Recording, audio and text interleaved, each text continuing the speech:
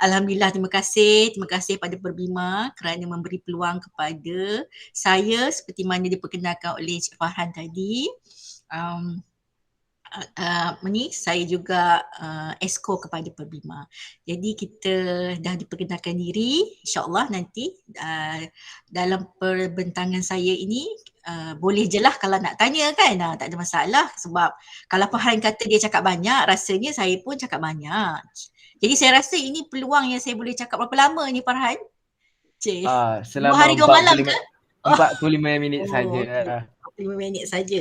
Ingatkan 2 hari 2 malam boleh juga kan cakap 2 hari 2 malam tu. Okey, tapi tak apa.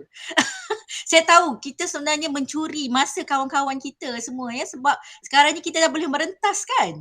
Merentas. Jadi ramai dah ni dekat tempat-tempat percutian tapi tak mengapa. InsyaAllah ya kita rakam dan rakaman ini akan menjadi beri manfaat seterusnya lah walaupun hari ni kawan-kawan kita tidak dapat menyertai. Nanti insyaAllah dengan rakaman ni kita boleh mendengar semula. Okay, juga dengan Puan Mazia. Puan Mazia ni kawan dalam talian. InsyaAllah kita akan pergi melawat tempat Puan Mazia. Okay? InsyaAllah. Okay, next. Jadi apa yang akan saya kongsikan. Okay, boleh kita next? Okay. Belum lagi, next dulu, isi kandungan dulu. Okay. Jadi saya dibantu oleh dua rakan pelajar praktikal ya, Cik Dayana dan Cik Alifah. Ni kawan Farhan juga ni. Jadi mereka dengan rasa bukan terpaksa lah kan, macam dia minta untuk datang ke pejabat hari ni. InsyaAllah. Okay, apa yang saya akan kongsi ialah sedikit anatomi mengenai terapi di bawah bongkah ais. Pengenalan sedikit sahaja, ulang kaji sikit saja. Tapi yang nombor 2 ni saya rasa selama ini pun kita telah didedahkan kepada biblioterapi. Cuma bagi kawan-kawan kita yang mungkin baru mengenali apa itu biblioterapi, saya akan sedikit ulang kaji dan juga seterusnya tidaklah manis kalau kita hanya bercerita mengenai apa itu biblioterapi dan apa yang kita lakukan mengenai biblioterapi, tapi kita tidak berkongsi apakah faedah terapi ataupun biblioterapi tersebut. Dan seterusnya kita kepada apa yang ingin kita kongsikan pada hari ini ialah aplikasi biblioterapi semasa pandemik COVID-19. Jadi semua maklum ya bahawa kita telah berada dalam pandemik dan insya-Allah kita akan keluar dan kepada endemik pula. Tapi 2 tahun kita memang berada dalam pandemik COVID-19 2020 dan 2021. Okay, next. Okay, saya letakkan terapi di bawah bongkah ais ni sebagai biblioterapi, tetapi saya tambah sikit perkataan semasa pandemik COVID-19. Kalau dulu hanya biblioterapi saja, mungkin ada peperangan, mungkin ada benda lain, tetapi di sini kita fokus kepada tajuk perkongsian kita pada hari ini, iaitu apakah kategori masalah yang kita hadapi semasa pandemik COVID-19. Saya rasa dengan melihat image ini, saya rasa semua pun tahu bahawa dalam semasa pandemik COVID-19 ini, kita setiap hari kita mendengar kematian, okay, dari sini di sana. Mungkin ada di karangan peserta program pada hari ini, kalau tidak keluarga terdekat, mungkin kawan-kawan atau sesiapa yang dikenali, kita dengar kematian. Tapi kalau ada di kalangan keluarga tu, mungkin kita akan merasai lebihlah perasaan tu kan. Okey, jadi kalau kita lihat di sini kerisauan semasa kita masa pandemik COVID-19 2 tahun ini, kita selalu risau. Bagaimana bila pergi pejabat risau di rumah, bila di rumah risau di pejabat. Macam itulah sebab kita pun ada kalanya kita ke pejabat, ada kalanya kita di rumah. Tapi macam contohnya masa kita lebih lama berada di rumah semasa PKP, saya rasa yang pertama dulu lama, dan juga PKP yang ketiga.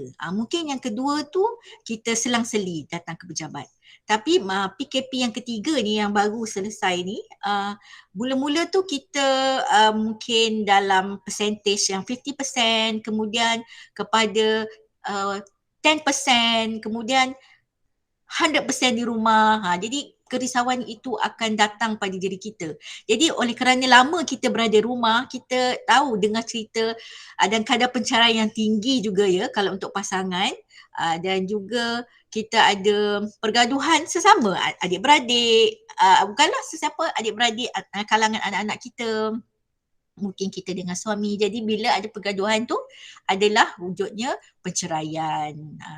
Jadi tentulah ada di kalangan kita yang positif COVID dan juga ada yang pergi ke MAIPS, ada yang mungkin berada kuarantin di rumah sahaja. Mungkin saya ada keluarga terdekat ya yang memang kuarantin di hotel ke ataupun di MAIPS. Jadi masalah kesihatan. Jadi oleh kerana sekarang ni masalah kesihatan ni adalah satu masalah yang mana kita tidak boleh berada di hospital. Jadi kita kena berada di rumah. Contohnya paling terdekat saya dengar cerita ada di kalangan yang buat kemo pun buat di rumah. Jadi kalau ada selalunya kita sakit kita pergi ke hospital, tetapi kita tidak digalakkan untuk pergi hospital kerana ada juga banyak kes yang berada di hospital dan dia dijangkiti oleh COVID-19. Jadi banyak di situ masalah-masalah yang kita hadapi, tertekan mungkin, macam tadi kan kita ada mungkin tertekan dari segi masalah kewangan, mungkin ada di antara kalangan kalau kita bekerja mungkin pasangan kita kehilangan pekerjaan, jadi berbagai ketakutan yang kita hadapi. Jadi kesedihan tu ya, kesedihan, kehilangan pendapatan seperti saya kata tadi, kita rasa cemas sebab kalau macam kita dengar je kematian, kita pula rasa cemas, kita rasa down, kita rasa macam banyak masalah kewangan ni. Saya rasa memang ramai yang diberhentikan kerja dan menghadapi masalah kewangan dan tidak boleh berniaga. Mungkin ada yang tidak boleh berniaga secara dalam talian, secara dan banyak lagi lah yang kita hadapi semasa COVID-19. Jadi saya bukan nak tumpukan kepada masalah ni, tapi inilah antara masalah-masalah yang kita hadapi semasa COVID-19, pandemik COVID-19. Dan juga saya rasa diri saya sendiri juga ya, pada PKP yang pertama tu saya menghadapi kemurungan. Jadi saya share macam mana saya keluar daripada kemurungan saya itu. Okey, kalau kita lihat di sini, inilah yang akan kita kongsi. Jadi kalau saya sebut biblioterapi ini bukan hanya membaca buku saja ya. Mungkin kita boleh bermain, mendengar muzik, kita boleh bermain atau mendengar muzik, kita boleh mewarna, boleh membaca kitab suci, kita melukis dan bercerita. Saya rasa semasa kita work from home inilah masa yang banyak yang kita ada sebab kita dah save masa perjalanan kita, mungkin masa kita bersiap di rumah kita tidak perlulah bersiap sebagaimana kita nak pergi ke pejabat. Jadi kalaulah selama 2 tahun ni kita tidak meningkatkan kita punya satu kemahiran baru atau satu benda yang baru kita buat yang tak pernah kita buat masa kita ada masa, jadi mungkin kita sendiri rasa kita berada dalam kerugian lah. Jadi pilihlah mana. Mungkin ada kalanya kita mewarna, ada kalanya kita membaca, ada kalanya kita melukis dan sebagainya. Dan bercerita tu bukan Umi Syam saja bercerita dengan kanak-kanak ya, sebenarnya bercerita ni ialah kita juga orang dewasa, bila kita bercakap tu mengenai buku tu kita juga bercerita kepada sesiapa yang klien atau sesiapa yang kita sedang bercakap. Jadi apa sahaja yang kita buat, akhirnya kita ingin bahagia, emosi dan minda. Jadi apa yang kita buat tadi, kaedah-kaedah yang saya nyatakan di atas tu tadi, jadi kita kena, yang kita nampak tu tengok faedah dia kan, mungkin kita nampak emosi, bahagia itu kita nampak, tetapi iceberg yang bawah yang bongkah lebih besar tu jadi kita tak nak yang bongkah besar tu menghantui kita, jadi kita perlu menggunakan kaedah yang ada dalam biblioterapi ni dan kita merasai, menikmati dan kita perlu melakukannya secara berterusan. Bukan kita tak berterusan dan kita kalau boleh masa tu kita ajak juga ahli keluarga kita. Jangan kita seorang saja yang melakukannya. Okay. Next.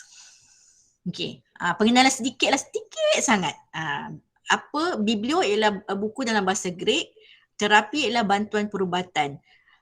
Jadi dikenali sebagai terapi membaca atau terapi buku. Jadi terapi ini menggunakan buku-buku terpilih untuk merawat jiwa kita, emosi kita, minda macam saya kata tadi. Apa yang kita baca, faedahnya pasti kita akan pastikan kita boleh menjadikan emosi dan minda kita menjadi seorang yang bahagia, yang tenang. Jadi bila kita dah jiwa kita tenang, emosi kita stabil, minda kita positif. Jadi tapi positif tu tak nak sebut sangatlah dalam keadaan pandemik ni kan, macam sensitif sikit. Minda yang baik dan dapat meningkatkan kecemerlangan diri kita, dan juga apabila kita cemerlang, jadi bila masa pandemik tu yang banyak masa kita berada di rumah tu bukan hanya kecemerlangan diri kita, bukan tetapi juga kecemerlangan ahli keluarga kita. Okay, next. Jadi sedikitlah kenapa kita ni kalau ada rakan-rakan ini yang berada perpustakaan, kita ada peranan perpustakaan atau pustakawan. Jadi kenapa kita ni nak memperkenalkan biblioterapi ni? Terapi ni kalau kita kata untuk mungkin kaunselor sahaja, tetapi inilah kerananya.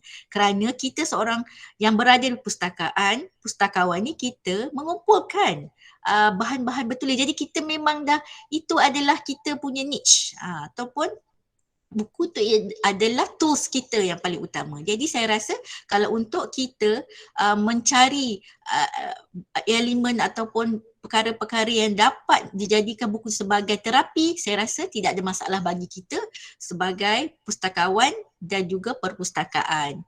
Jadi kita sebagai pustakawan atau berada di perpustakaan boleh mempromosi, mencadangkan dan mewawarkan kebaikan dan faedah biblioterapi ni, bukan hanya kepada petugas yang berada di dalam organisasi kita, tetapi di luar sana, keluarga kita, terutama bila kita cakap pasal pandemik COVID-19 ni, berada di rumah, dan kita rasa kita mungkin akan tahu ahli keluarga kita yang mempunyai emosi terganggu dan kita boleh bantu. Jadi nanti saya share sedikit macam mana saya membantu juga mungkin kawan-kawan saya atau ahli keluarga. Okey, jadi kaunselor, pustakawan, guru-guru pusat sumber, terutamanya rakan pembimbing perkhidmatan awam, tadi akrab tu tadi yang saya cakap, saya juga ahli akrab dan juga setiausaha akrab. Di setiap jabatan kerajaan yang mana di bawah JPA tu, kita memang ada rakan pembimbing perkhidmatan awam, itu akrab. Jadi ibu bapa serta ahli keluarga. Jadi semua orang boleh mainkan peranan. Bukan hanyalah dia seorang pustakawan atau kaunselor boleh mainkan, semua orang boleh mainkan peranan. Jadi sebab benda tu kalau kita rasa susah, susahlah dia. Tetapi kalau kita dapat ilmu sedikit, kita boleh bantu sekurang-kurangnya mereka yang berada di keliling kita, iaitu anak-anak kita. InsyaAllah. Next. Okay, macam saya kata tadi, kalau kita melakukan sesuatu tanpa kita tahu apa faedahnya, jadi kita tidak membantu memberi minda kita. Tapi kalau kita faham apakah faedah dia, kalau kita tengok membaca buku, kalau kata buku tu bukan ada elemen-elemen bukan buku biblioterapi pun, tetapi setiap yang kita baca buku tu faedahnya ialah meneroka dunia. Meneroka dunia, membuatkan kita lebih berkomunikasi. Kalau kita membaca, kita ada fakta ataupun perkara yang boleh kita kongsi apabila kita bercakap. Jadi kita tak adalah rasa macam duduk diam sahaja. Sebab tu anak-anak kita mesti kena membaca agar mereka bila berkomunikasi dengan kawan dia atau orang sekitar dia boleh, sebab dia ada fakta ataupun perkara yang boleh kongsi. Jadi kalau tengok kurangkan stres kurangkan stres ni berada di semua kaedah ini, berada di bila baca buku, bila kita mewarna, ketawa juga ketawa, juga jika bermain muzik ataupun kita melakukan aktiviti seni. Jadi untuk PKP 3.0 ni, KPI saya, bukan KPI lah, apa yang saya ingin capai ialah saya ingin membuat miniature garden. Jadi antara perkara yang ada dalam miniature garden saya ialah ladybirds. So jadi saya akan mewarna ladybirds tu dan juga lebah. Jadi dan itulah, jadi saya pun bagi saya lah, kalau tanya saya secara peribadi, Bila saya melakukan perkara seni tu, bila kadang-kadang bila saya rasa fikiran saya terganggu, ada perkara yang mengganggu emosi saya ke, walaupun benda tu nampak kecil tapi itu mengganggu, jadi saya pun akan membuat seni. Jadi bila saya mewarna, saya ambil balik macam jam-jam yang lama tu saya warnakan semula semua. Jadi itu adalah perkara yang membuatkan saya hilang rasa saya punya kemurungan atau kesedihan saya. Jadi tak guna kalau kita nak ada masalah kita gaduh dengan orang. Jadi kita cari adakah buku ke satu yang kita suka. Tak apa, mungkin hari ni kita baca buku, besok kita berwarna, hari tu mungkin kita bermain muzik ke, mungkin ketawa, ada tu pergilah dekat bilik ke apa ketawa. Jadi ketawa boleh buat kita rasa kurangkan sakit. Sebab ada ya masa saya pernah pergi bengkel, dia kata dia akan suruh dia orang adik-beradik ketawa-ketawa dengan mak dia. Jadi mak dia rasa kurang sakit secara tidak. Jadi terapi ni sebenarnya sesuatu yang kita tak perlu guna ubat. Jadi kita boleh buat secara normal, cara menggunakan tools ini ataupun bahan-bahan ini ataupun menggunakan kaedah yang ada. Okay, next. Okey, kalau kita tengok sini, ini adalah 4 hormon dalam diri kita. Ni hormon ni kalau orang yang bidang sains mungkin dia boleh sentuh banyak. Tapi apa yang menarik perhatian saya ialah apabila saya jumpa poster ini yang dihantar oleh rakan akrab saya juga iaitu Cik Mas Faliza ni. Kita ada 4 hormon ni. Rasanya kita pernah dengar hormon-hormon ni. Jadi kalau kita tengok Puan Rafidah juga ada berkongsi mengenai hormon yang hari itu menyentuh sedikit. Tapi inilah, jadi bila kita tengok apakah kesan kekurangan ni, kita akan rasa moody, depression, suka tidur. Mungkin apa yang boleh meningkatkan endorphins ni ialah senyum, kita ketawa. Walaupun sekarang kita pakai mask kan, tapi kita still boleh ketawa, kita boleh senyum. Okey, jadi kita melukis, kita main muzik, kita mengait, kita buat seni. Dark chocolate, orang selalu cakap kan makan coklat gemuk. Tak, sebenarnya coklat ni memang boleh banyak kelebihan dia ataupun manfaatnya. Relax, stretching, exercise, kita berzikir. Okey, kita pergi yang kedua pula, otocin. Rasa lonely, tidak bertenaga. Okey, bagaimana? Okey, belayan, kita menyentuh anak-anak kita berada di rumah hari tu, tapi sekarang ni boleh juga kita teruskan urutan. Mungkin sekarang ni kita dah boleh pergi mengurut kan. Jadi kita bersembang, kita bonding, kita bermesra. Okay, next kita belum lagi next sebab okay, yang tadi tu suka tunda kerja. Ni saya rasa ramai yang ada sikap suka tunda kerja ni, termasuk saya lah. Nanti dulu, tak bermaya, kurang motivasi. Jadi kalau kita tengok hormon ni nanti akan kaitkan juga dengan biblioterapi tadi. Okey, lakukan to do it list.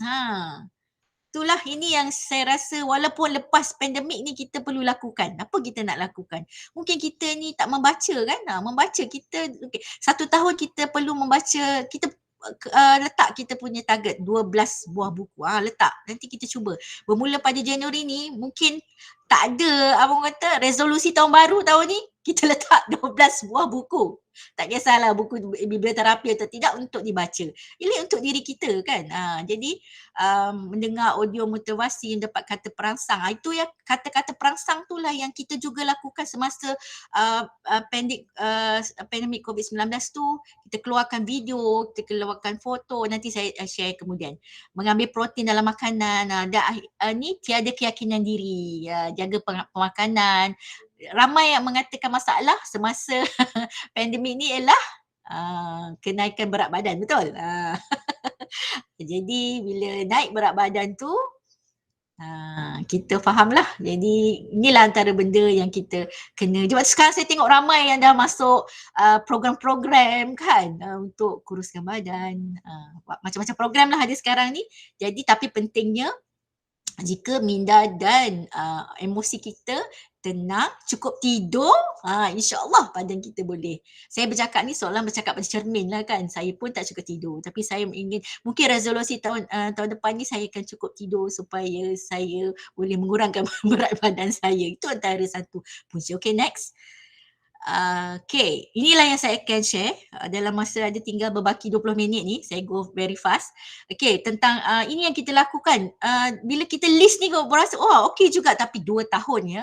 Kita laku nombor 1 hingga 14 ni 2 tahun. Jadi saya ingin beritahu pada para peserta bengkel, program pada hari ini, saya bukan melakukannya seorang. Okay, saya melakukannya dengan pasukan yang besar. Jadi saya akan share nanti dengan pasukan apa yang saya lakukan. Okay, next, kita pergi next. Okay, jadi antara PKP 1.1 dengan PKP 0.2 tu kita sempat merasmikan bilik biblioterapi ni. Jadi bilik biblioterapi ni yang Presiden Pembina kita Puan Rafidah mengatakan bahawa ini adalah bilik biblioterapi ya yang pertama, perpustakaan lah yang pertama di Malaysia. Okay, yang lain tu mungkin ada sudut tapi kita ada bilik. Jadi bilik ni kita guna untuk apa? Untuk bertemu dengan klien kita ataupun kalau kita nak bertemu dengan sesiapa yang mungkin menghadapi tidak semestinya ada masalah tetapi mungkin dia rasa down ke, rasa ada kemurungan ke, kita boleh masuk dalam bilik ni dan kita boleh lihat buku apa yang kita nak. Jadi kita letak buku ni. Jadi kita aktiviti yang dijalankan ialah berkaitan dengan biblioterapi dan kita rasmikan pada 26 Ogos. Okay, next. Jadi kita lihat lagi. Kalau tak dapat, okay, kita pergi next. Tak apa, yang ni nanti mungkin ada masalah sikit dengan audio tadi. Okay, objektifnya apa? Okay, untuk pembelajaran bagi yang punya masalah emosi dan minda. Sebab bukan hanya bilik tetapi bilik biblioterapi tu kita ada menjalankan aktiviti-aktiviti yang berkaitan dengan pelbagai terapi, membantu menjaga potensi dan kecemaran diri, menyediakan bahan yang ada, menggalakkan, of course sebagai perpustakaan kita akan menggalakkan budaya membaca. Okey, inilah saya kata rakan-rakan saya, kolaborasi saya dengan pihak dalaman dan pihak je, sebab memang saya tidak boleh melakukannya seorang. Apa yang saya share ni semua kita lakukan dalam satu pasukan yang besar.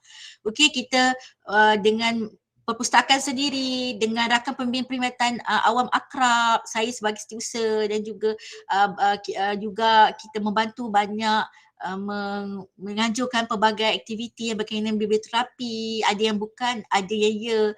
Okey, bahagian strategi korporat, ada bahagian strategi korporat ni ialah memang corporate com kita diketuai oleh Puan Mareti, banyak membantu mempromosi aktiviti kita, dan bahagian latihan juga sudah pastilah bahagian latihan juga membantu, dan Perbima juga banyak membantu, dan juga banyak kita kolaborasi dengan Perbima, dengan Persatuan Pustakawan Malaysia juga semasa PKP 1 dan PKP yang ketiga ni.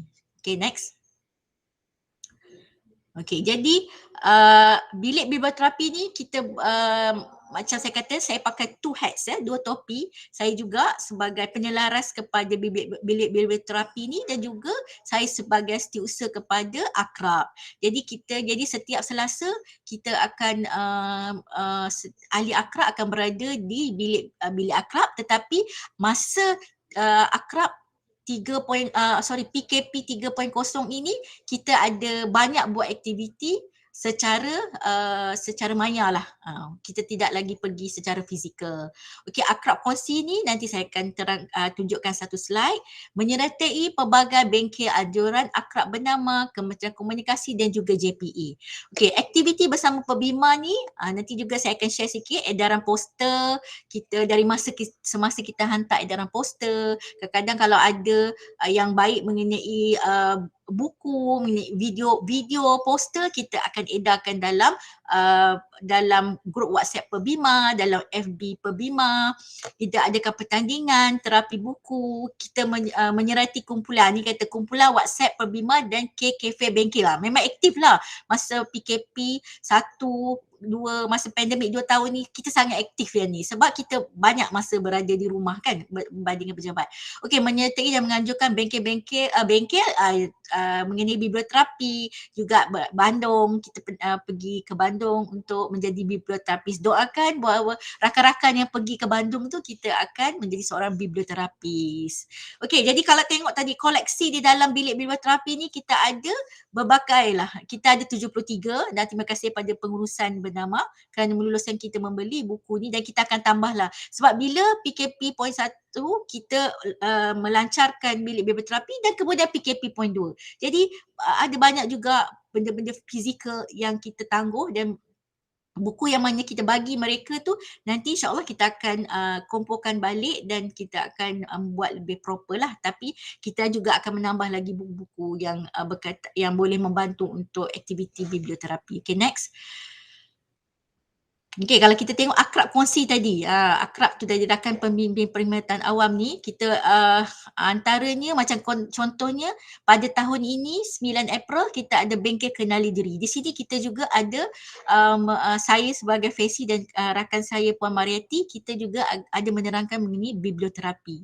Tapi yang lain-lain tu ialah berkaitan dengan bagaimana kita nak mengawal emosi dan minda kita semasa kita berada di rumah dan juga banyaklah ada terapi muzik, ada Puan Rafidah juga ada beberapa kali pada tahun 2020 dengan tahun 21 ada 2 kali. Jadi saya rasa kalau boleh setiap tahun kita akan kita bercadang nak jemput Puan Rafidah, sentiasa kita akan refresh balik kita untuk mengenai peranan biblioterapi ni agar bila pakar bercakap tu saya rasa mungkin mereka akan lebih percaya lebih lah pada kami ni lah. Okay, next. Okay, laman sesawang ni. KKB, kita kelab bibliofil bernama. Okay, jadi dalam kelab kandungan biblioterapi ni, dalam laman web ni kita ada mengenai biblioterapi, kita ada mengenai bilik biblioterapi dan kita ada koleksi bahan terapi. Jadi kita ada koleksi buku, filem, motivasi, ayat suci, sajak dan video. Nanti kalau kita sempat nanti kita ada masa kita akan tengok laman web ni. Okay, next. Okay, ini yang kita rasmikan hari sama dengan bilik biblioterapi. Jadi apa yang ada di dalam kelab bibliofil ni, kita ada kelab bibliofil sendiri dan juga ada bilik biblioterapi mengenai bilik biblioterapi. Okay, insyaAllah pada bulan Ogos tu kita telah merasmikan. Next. Inilah kelab bibliofil. Bibliofil ni sebenarnya pencinta buku. Bagaimana saya mendapat idea untuk, bagaimana kami mendapat idea untuk mengadakan kelab bibliofil ini dalam buku yang ditulis oleh Dr. Zahara. Bahawanya jika kita ingin membaca, salah satu nak meningkatkan budaya membaca, salah satu kita perlu mempunyai kelab. Tapi macam saya kata tadi, kelab kami ni bergerak tapi secara maya lah. Macam fizikal tu, insyaAllah tahun depan kita akan cuba lagi dapatkan penulis, macam kata aktiviti, perkongsian aktiviti membaca dan ulasan kita lakukan. Semasa beberapa macam jom baca 10 minit, kita juga create juga situasi atau pertandingan yang mana kita boleh menggalakkan orang membaca. Kita ada perkongsian pengalaman sebagai pencinta buku, ini kita juga ada lakukan. Dan juga saya rasa pentingnya kita mengetahui faedah membaca tu, stimulasi kepada otak, mengurangkan tekanan, pengetahuan lebih luas, perkembangan pembendaharaan kata, terutama kami ni ramai wartawan kan di sini, ramai wartawan di Bernama, memperkukuhkan ingatan, kemahiran menganalisa lebih kuat, fokus akan lebih meningkat, kemahiran menulis meningkat, mendapat ketenangan dan hiburan yang percuma. Sebab kita ada perpustakaan, kita ada buku dalam talian yang boleh kita dapatkan percuma. Jadi di sinilah kita letak koleksi ulasan buku. Bila kita rasmikan, kita edarkan ulasan buku. Tapi ialah video ni sebenarnya ada cabaran lah ya. Cabaran yang kerana bukan semua orang yang macam willing nak rakamkan ulasan buku mereka dalam bentuk video. Tapi kita terpaksa stop dulu dan kita buat dalam format yang berbeza. Okay, next. Jadi seterusnya jom baca bersama 10 minit ni saya rasa semua orang tahu dan saya rasa dah bertahun-tahun dah pun kita mengadakan ini. Saya rasa satu benda yang peringkat kebangsaan dan kita bukanlah sebagai pustakaan kita wajiblah menganjurkan pelbagai aktiviti yang mengenai membaca. Dan kita tengok pada tahun lepas tahun 2020 kita melakukan secara maya dan mereka menghantar gambar-gambar atau foto image mereka membaca buku. Alhamdulillah kita target 100 dapat 101 foto. Jadi kita nak dapat target, kita kena ada target setiap apa yang kita lakukan kita. Jadi buku ni tidak semestinya lah mengenai yang mengenai biblioterapi tetapi pelbagai tajuk yang mana kita pun tidak boleh paksa lah sebab mereka masa tu PKP 1.0. Okey, begitu juga tahun ini alhamdulillah kita berkesempatan membuat secara hybrid di pejabat sempat 22 April tu sebelum kita PKP yang kali ketiga tu. Jadi kita kita buat secara maya alhamdulillah kan. Jadi kita ada 80 orang menyertai juga. Okey. Next. Okey, ini saya kata rakaman video tadi. Kita walaupun bagaimanapun ya sepanjang kita dah lancarkan pada 31 Ogos 2020 bukanlah lancarkan. Yang pertama video kita keluarkan sehinggalah sekarang kita dah dapat sebanyak 6 buah buku pada tahun 2020 dan 13 buku ulasan buku dalam bentuk video pada tahun dan bila kita masuk dalam YouTube kita mendapat bayangkan 1,000 lebih views. Alhamdulillah lah kan. Jadi bukan hanya kita ke tempat library saja tapi kita berkongsi apa yang kita baca. So kita juga menghasilkan poster-poster yang mengenai buku, ulasan buku dalam bentuk poster lebih menarik. Jadi ada yang ada video, ada yang poster. Jadi kita ada yang mana macam saya kata tadi tidak ingin berkongsi buku dalam bentuk video, kita berkongsi dalam bentuk poster. Okay, next. Pertandingan juga walaupun kita tahu bahawa pertandingan ni bukan senang bagi orang untuk menyertai pertandingan. Selalunya susah tapi alhamdulillah sama rider kita dapat juga penyertaan. Jadi pertandingan ni juga kita buat dengan pembina juga dengan petugas bernama. Okay, next.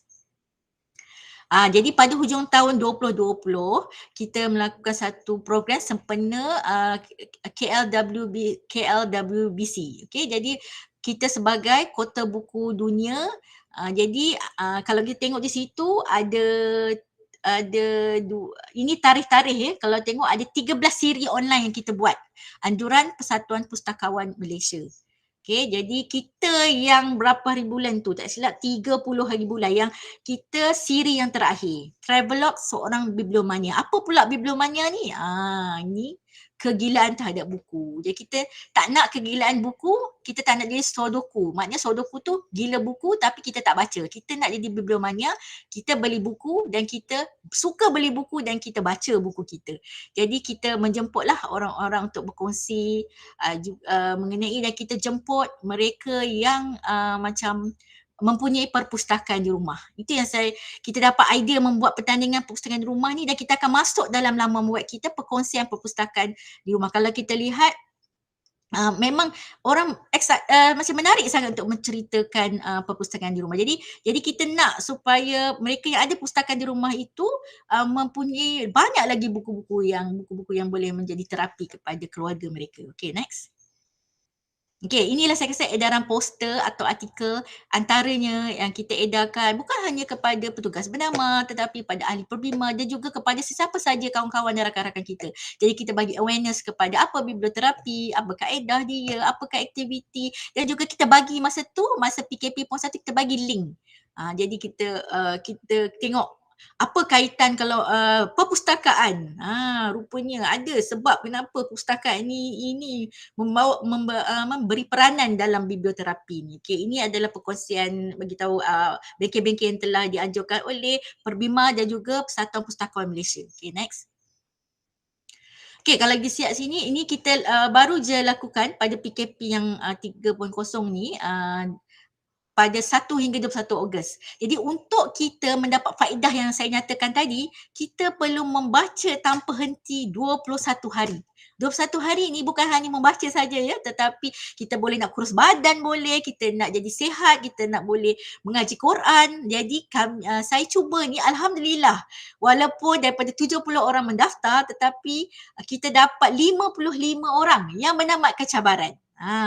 Walaupun dugaannya ada tapi tak apa. InsyaAllah kita akan cuba jadikan ni sebagai acara tahunan dan juga daripada feedback tu mungkin mula-mula orang merasa mereka ni dipaksa membaca. Tapi alhamdulillah bila hari-hari membaca selama 21 minit dan hari ke-22 tu nanti dia akan rasa seronok nak baca. Ada yang kata dah lama saya tak membaca.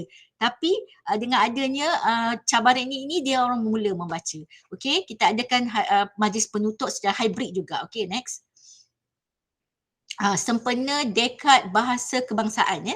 Jadi perkongsian ulasan buku ini semasa PKP saya rasa apa yang ingin mendekatkan diri dengan saya dengan petugas saya. Saya mulakan dengan petugas di perpustakaan. Kami adakan 2 siri. Seronok mula-mula mereka rasa macam susahnya nak buat ulasan buku. Tapi bila saya tengok bila untuk siri kedua ni mereka lebih terbuka, mereka seronok dan kami ada 18 orang dan kita dah share 18 buah buku. Lepas tu saya pula pinjam pada buku daripada petugas saya untuk membaca pula menarik di buku mereka. Jadi kita bukan hanya buku biblioterapi, kita buku-buku yang lain. Okay, next. Ini adalah yang sedang berlangsung. Kita mengadakan pertandingan ini dan peringkat kementerian. Jadi kolaborasi antara pusat sumber Kementerian Komunikasi dan Multimedia Malaysia dan juga jabatan dan agensi di bawahnya. Jadi walaupun peserta itu tidaklah ramai, tapi kita tahu bahawa untuk menghasilkan video berdurasi 70 minit ini mungkin agak bukan mudah lah kan. Jadi tapi tak apa, kurangnya kita insyaAllah kita bukalah perkara baru juga yang kami lakukan. Jadi kita akan cubalah nanti memberi sedikit macam pendedahan kenapa mereka perlu berkongsi aktiviti membaca mereka dengan rakan-rakan sekeliling. Saya rasa ramai yang ada perpustakaan, ada sudut membaca tapi ada yang ingin membuat pustakaan tu sudut membaca tapi mereka tak tahu bagaimana nak memula. Dan kita dah panggil Puan Adilah daripada UiTM sendiri untuk memberikan steps panduan bagaimana kita nak mulakan perpustakaan di rumah. InsyaAllah kita akan mendapat pemenang dia pada 26 November. Okay, next. Okay, Bank Biblioterapi. Ini adalah yang kita adakan semasa PKP 3.0 ini. Saya fikir bagaimana ada di antara petugas saya yang mungkin mereka tidak ada kemudahan komputer di rumah kan. Jadi saya rasa okay, kita buat sesuatu benda yang mereka mudah. Jadi kita sediakan dalam Google Form, dia masukkan perkataan-perkataan ni mengikut muka surat yang mereka yang ada kategori masalah ni, dan kita akan buat dalam bentuk poster dan kita buat dalam bentuk video. InsyaAllah kita akan mula bukan hanya buku saja dengan muzik dan berbagai lagi. Okay, sepanjang ini dah 67 poster kami hasilkan dan dimasuk dalam laman web club Bibliofil, dan insyaAllah kita rasa dah banyak dah ni, dah dekat 100 lebih dah, dekat 150 dah sampai ke Oktober ni. Okay. Next. Okay, jadi ini Akrab Minda juga, kita juga macam tadi kata hikmah tu ialah salah satu bagian biblioterapi juga. Jadi kita edarkan kepada ahli akrab ataupun kepada petugas bernama setiap minggu pada hari Jumaat. Tapi yang tadi tu kita juga edarkan pada ahli perbima, kita edarkan juga kepada rakan-rakan sekeliling supaya mereka boleh menjadikan kata-kata hikmah tu sebagai panduan, dan rasa-rasa nak murung je kita boleh tengok, kita boleh bawa diri kita semula kepada emosi yang lebih stabil. Okay, next. Okay, jadi ini juga saya lakukan oleh kerana saya dapat merasakan bila saya bermesyuarat dengan petugas saya tu, saya dapat merasakan ada di kalangan kita ni macam rasa down ke apa kan. Jadi saya buat ialah saya bagi link pada mereka dan saya Google Meet mereka. Tapi tak lebih daripada 1 jam. Okay, jadi sama ada buku tu ada pada diorang. Jadi kalau saya rasa mereka perlu buku tu, saya postkan buku. Saya lakukan itu memang saya lakukan semasa PKP 3.0 ni, oleh kerana saya nak supaya ada masa kita boleh buat secara ramai tapi ada masa kita perlu individu.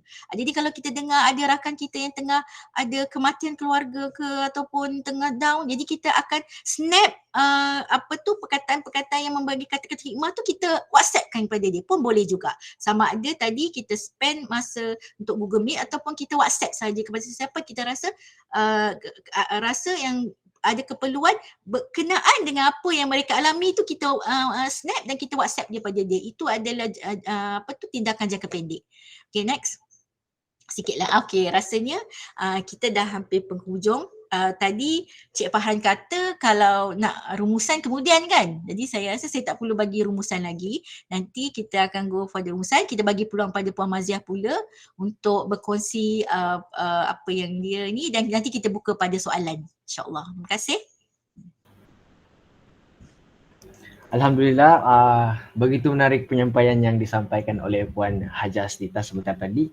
Banyak input dan ilmu baru yang kita peroleh pada hari ini. Alhamdulillah. Okey, seterusnya tanpa melengahkan masa lagi, saya menjemput Puan Maziah untuk memberikan perkongsian beliau. Dipersilakan. Terima kasih diucapkan kepada Adik Farhan. Tahniah Puan Astita, banyak program yang telah dilaksanakan. Subhanallah, menarik semuanya. Auzubillahi minasyaitonirrajim. Bismillahirrahmanirrahim. Assalamualaikum warahmatullahi wabarakatuh. Alhamdulillahirabbil alamin. Hamdalillah. Salatan wassalaman ala Rasulillah Sayyidina Maulana wa Habibina wa Syafi'ina Muhammad ibni Abdullah wa ala alihi wa ashabi awliyaillah. Alhamdulillah. Nah, Allah sebaik-baik perancang, Allah sebaik-baik bertakbir, bahkan untuk selai daun yang gugur di satu kawasan yang belum pernah diteroka oleh manusia, itu pun dalam satu pengetahuan Allah SWT. Kadang kita rasa kita ni yang mengaturkan, kita yang menguruskan, kita yang buat keputusan ataupun kita yang membuat pilihan. Hakikatnya semua itu datang daripada Allah SWT. Alhamdulillah, terlebih dahulu saya mengucapkan ribuan terima kasih kepada Perbima, Persatuan Biblioterapi Malaysia, Presiden yang dihormati lagi disayangi Puan Rafidah Abdul Aziz, Esko Perbima, Puan Roza, Cik Farhan, sahabat panel Puan Asnita dan tuan-puan yang disayangi kerana Allah dan Rasulullah. Alhamdulillah. Jadi pada perkongsian kali ini, bila saya dapat tajuk ni, subhanallah, saya rasa macam berat juga nak kongsi. Tapi lagi satu amanah. Jadi saya kongsi setakat mana yang saya mampu. Okey. Okey, boleh next. Okey, ini saya, Mazia Mustafa.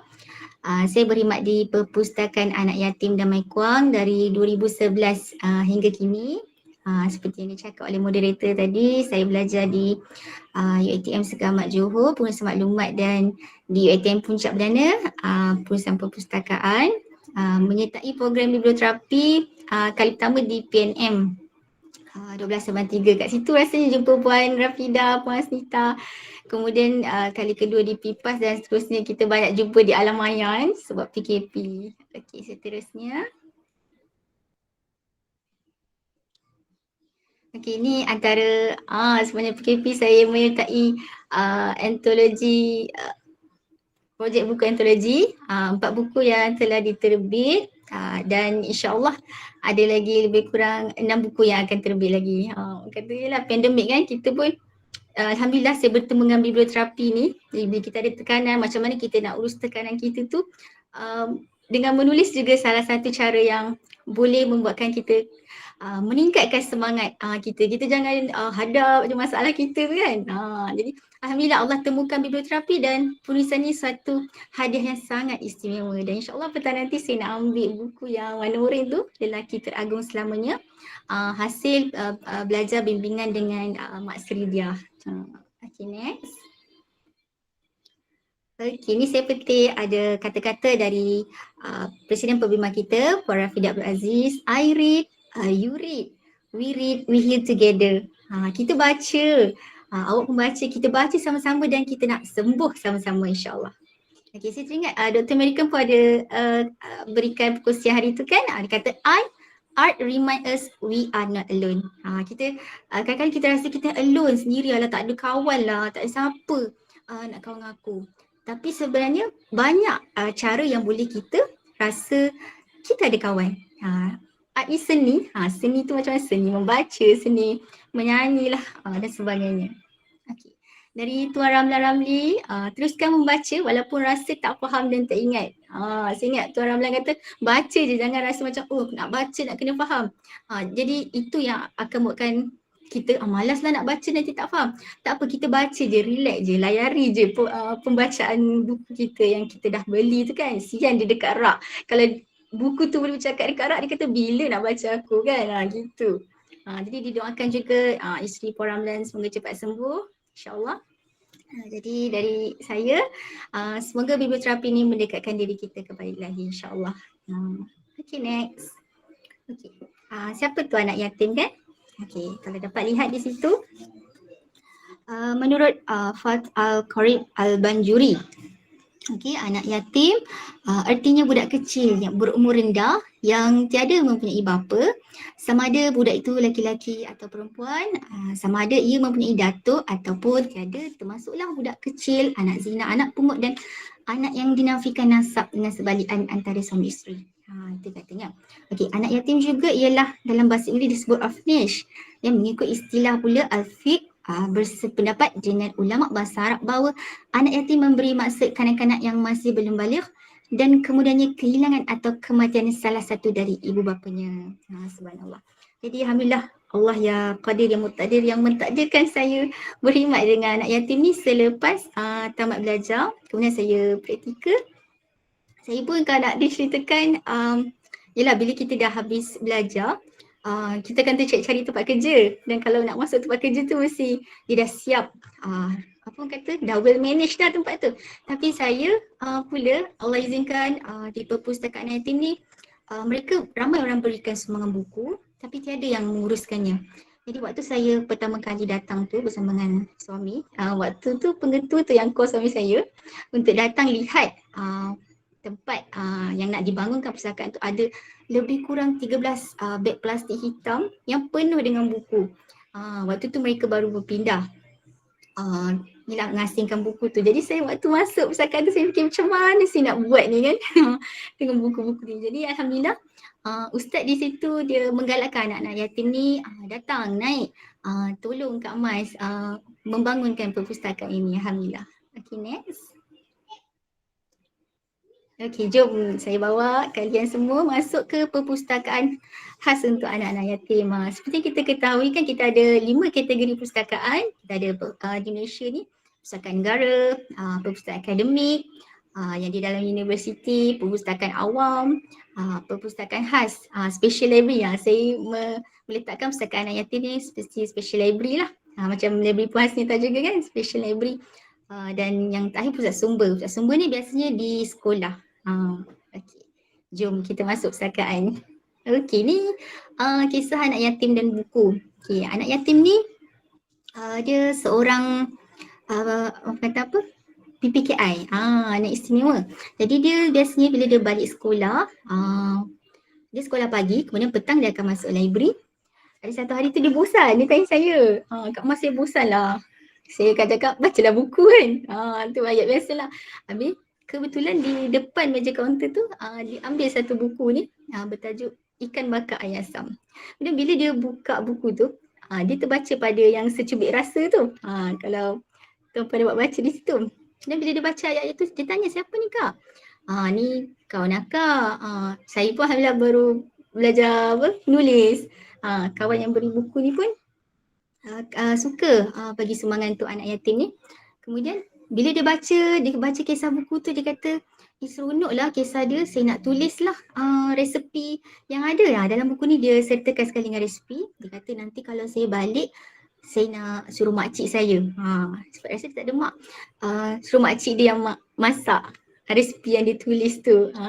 Subhanallah. Jadi mudah-mudahan mengalirlah pahala para penyumbang kan. Dan Al-Fatihah juga untuk kawan saya yang Nur Aida Basir ni meninggal kerana COVID-19 baru-baru ni. Subhanallah. Itulah. Memang saya pun perasan waktu, yelah Allah tu maha mengetahui kan, sebelum dia nak pergi tu dia banyak bagi sumbangan buku. Dia wakafkan buku. Okay. Next. Okay, ini masih kisah anak yatim dan buku.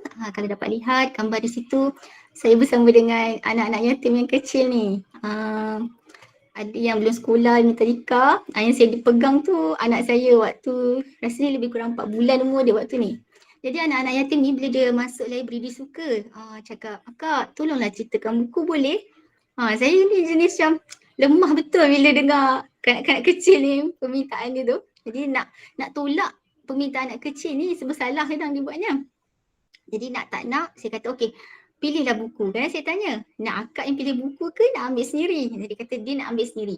Jadi dia pergi terus dekat rak, dia ambil buku yang dia nak kita bacakan tu. Jadi kita duduk kat sofa, kita bacakan dia buku. Dia duduklah ada kan. Jadi hari ni kan saya barulah dapat hikmahnya. Kenapa? Waktu saya mula-mula kerja dulu, pengetua asrama kata, esok kalau kau dah ada anak, bawa anak kau sekali di perpustakaan. So waktu saya mula kerja, saya baru kahwin 2 minggu. Jadi tak ada anak lagi. Nak sesuaikan diri dengan kanak-kanak ni pun takes time juga kan. Dengan kerendah dia kan. Subhanallah. Jadi memang menguji kesabaran lah. Jadi situ saya banyak sebenarnya belajar daripada anak yatim ni. Kalau diikutkan bukan saya yang ajar mereka tapi saya yang diajar sebaliknya. Subhanallah. Okay. Next. Okay, ini kisah anak yatim dan buku lagi. Ni anak-anak dah semakin besar dah. Okay. Meh akak ceritakan buku kata anak yatim yang bertudung biru kepada anak saya yang bertudung merah. Anak saya tadi yang 4 bulan tu dia dah besar. Waktu ni dah umur 3 tahun. Jadi saya nampak anak tu pula dia ceritakan buku kepada anak saya. Saya kata Masya Allah, Tabarakallah, itulah nikmatnya dapat menumpah rahmat anak-anak yatim ni. Rupa-rupanya dalam secara tak langsung anak tu belajar bila kita selalu ceritakan di buku. Cerita satu hari nanti dia pula ceritakan pada kawan-kawan dia. Dia seronoklah, saya perhatikan gelagat dia. Dia ceritalah kalau buku haiwan tu dia ceritalah buku haiwan dengan bunyi-bunyi. Kalau kucing bunyi kucing lah kan. Kalau bunyi bunyi kuda ke bunyi kuda lah yang keluar. Lucu kadang, menggembirakan. Subhanallah. Okay. Next. Okay. Ini kisah anak yatim dan kata-kata hikmah di dinding. Okay, satu hari waktu saya buat kerja di meja kaunter. Meja kaunter saya tu memang nampak laluan ke tandas, laluan pengunjung keluar masuk dan pintu belakang. Jadi memang meja kaunter tu kira macam nampak semua bahagian. Kemudian saya terpandang satu anak yatim ni dia sedang menulis di dinding. Saya boleh fikir apalah dia buat dekat dalam tandas tu dengan pensel dengan kertas.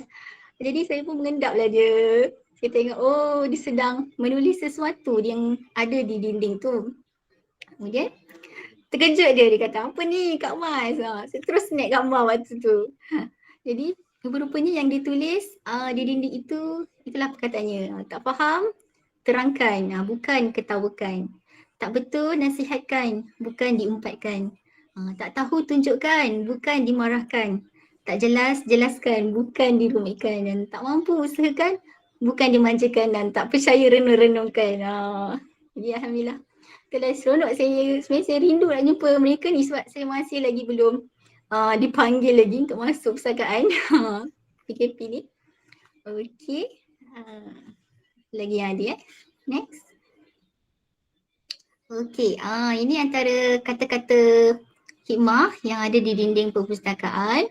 Nak diceritakan waktu yalah sebelum PKP kan, anak-anak yang remaja sekolah menengah ni, yang perempuan yang saya nampak, dia ada satu buku khas, dia tulis kata-kata kat dinding ni. Saya dapati masa tu kebetulan, waktu saya buat kerja kat meja kaunter kan, kita suka nak tengok pengunjung. Apa dia buat ni sambil tulis, sambil depan dinding tu kan. Rupanya dia ada satu buku khas, dia tulis kata-kata yang ada di dinding tu. Inilah antara kata-kata yang ada. Mari kita lihat sama-sama apa yang ada. Mulia kita bukan dengan apa yang kita miliki, tapi kita mulia dengan apa yang kita beri. Memberilah, anda pasti akan banyak menerima. Betul tu. Saya pun pesan untuk diri sendiri sebenarnya. Kita ni kadang memberi tu macam-macam, tak semestinya RM1. Kadang kata-kata yang baik-baik pun boleh dah menggembirakan dan memberi semangat kepada kawan-kawan kita kan. Jadi persahabatan itu ibarat sekotak krayon. Masing-masing punyai warna yang berbeza, tapi cuba padukan mereka yang akan membuatkan sebuah pelangi yang indah. Kalau kita lihat sebelum nak datangnya pelangi pun dah ada hujan panasnya. Okey, waktu susah adalah waktu untuk melihat kawan sebenar. Subhanallah. Memang tak dinafikan jugalah kan. Kadang masa kita seronok ni ramai kawan yang dekat. Tapi waktu kita susah tu siapa yang nak berani dekat kan? Yang berani dekat tu yalah, tapi kita tak nafikan masing-masing ada kata urusan, ada hal yang mereka sendiri kadang takut nak dekat. Okay. Pelajari sesuatu dalam hidup anda yang mampu mengubati hidup anda menjadi lebih baik. Betul? Sebab ini adalah sekolah hidup kan. Kita ni orang kata kalau dulu kita sekolah dah 1 sampai darjah 6, lepas tu naik menengah, habis sampai tingkatan 5. Tapi sebenarnya sekolah tu sepanjang hidup kita selagilah Allah pinjamkan nyawa kepada kita ni, insya-Allah. Okey, lagi kata-kata yang ada di dinding itu, saya mahu berjaya, kejayaan bukan warisan, kegagalan bukan tradisi. Cita-cita, doa dan usaha adalah 3 perkara yang ada dalam hidup mereka yang berjaya. InsyaAllah. Yalah, masing-masing ada cita-cita. Nak orang kata apa, kalau yang muda-muda nak ada kereta lah, nak rumah dan sebagainya kan. Tapi cita-cita yang abadi lah kita nak sama-sama masuk ke syurga Allah, insyaAllah, tanpa disab, tanpa diazab. Mudah-mudahan, amin.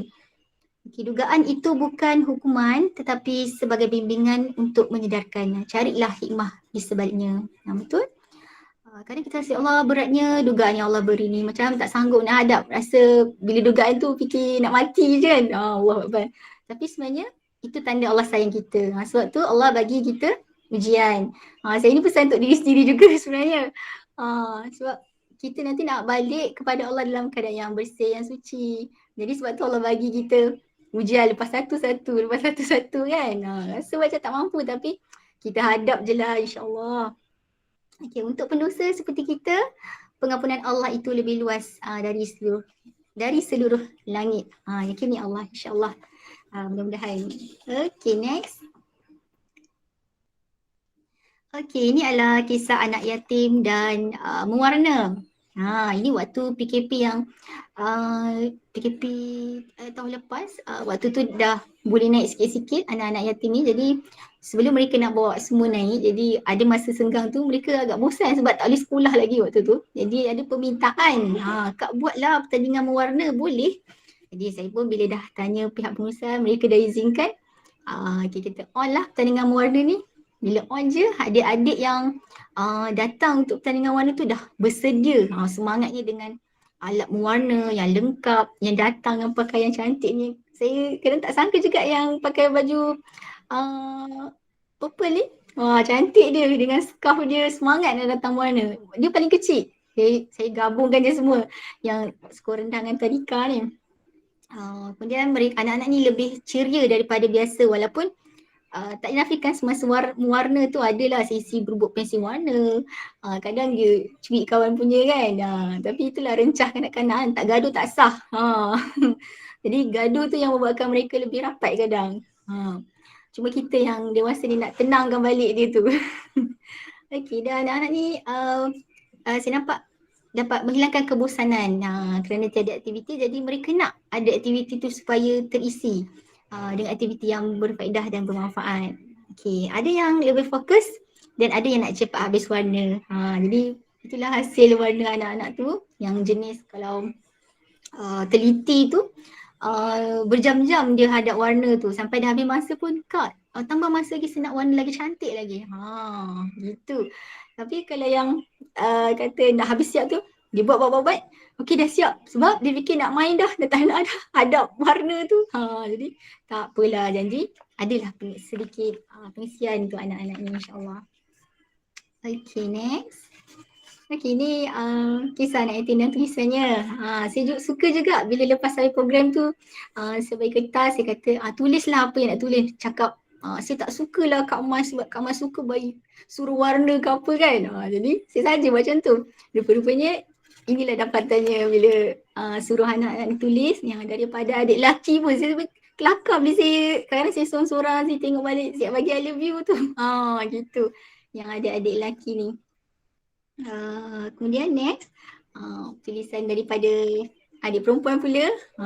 Hasrat dia kata terima kasih Kak Mas sebab terima hajat dia tu yang nak suruh buat warna tu kan, saya nak berterima kasih dekat Kak Mas. Allah, sebab pula saya rasa itulah kata-kata yang keluar daripada hati mereka bila kita dapat tunaikan hajat anak-anak ni. Yelah, walaupun kecil je hajatnya nak suruh buat pertandingan warna. Tapi bila kita dapat menunaikan hajat seseorang ni, subhanallah, bahagianya saya rasa. Silakan, saya bila baca kata-kata ni daripada anak yatim, Masya Allah, ialah bahagia yang suka diungkapkan. Sebab tu jika kadang-kadang saya rasa kalau ada yang cakap yang halang saya nak buat program dengan anak yatim ni, saya rasa macam ada batu besar yang menghempap. Macam tu.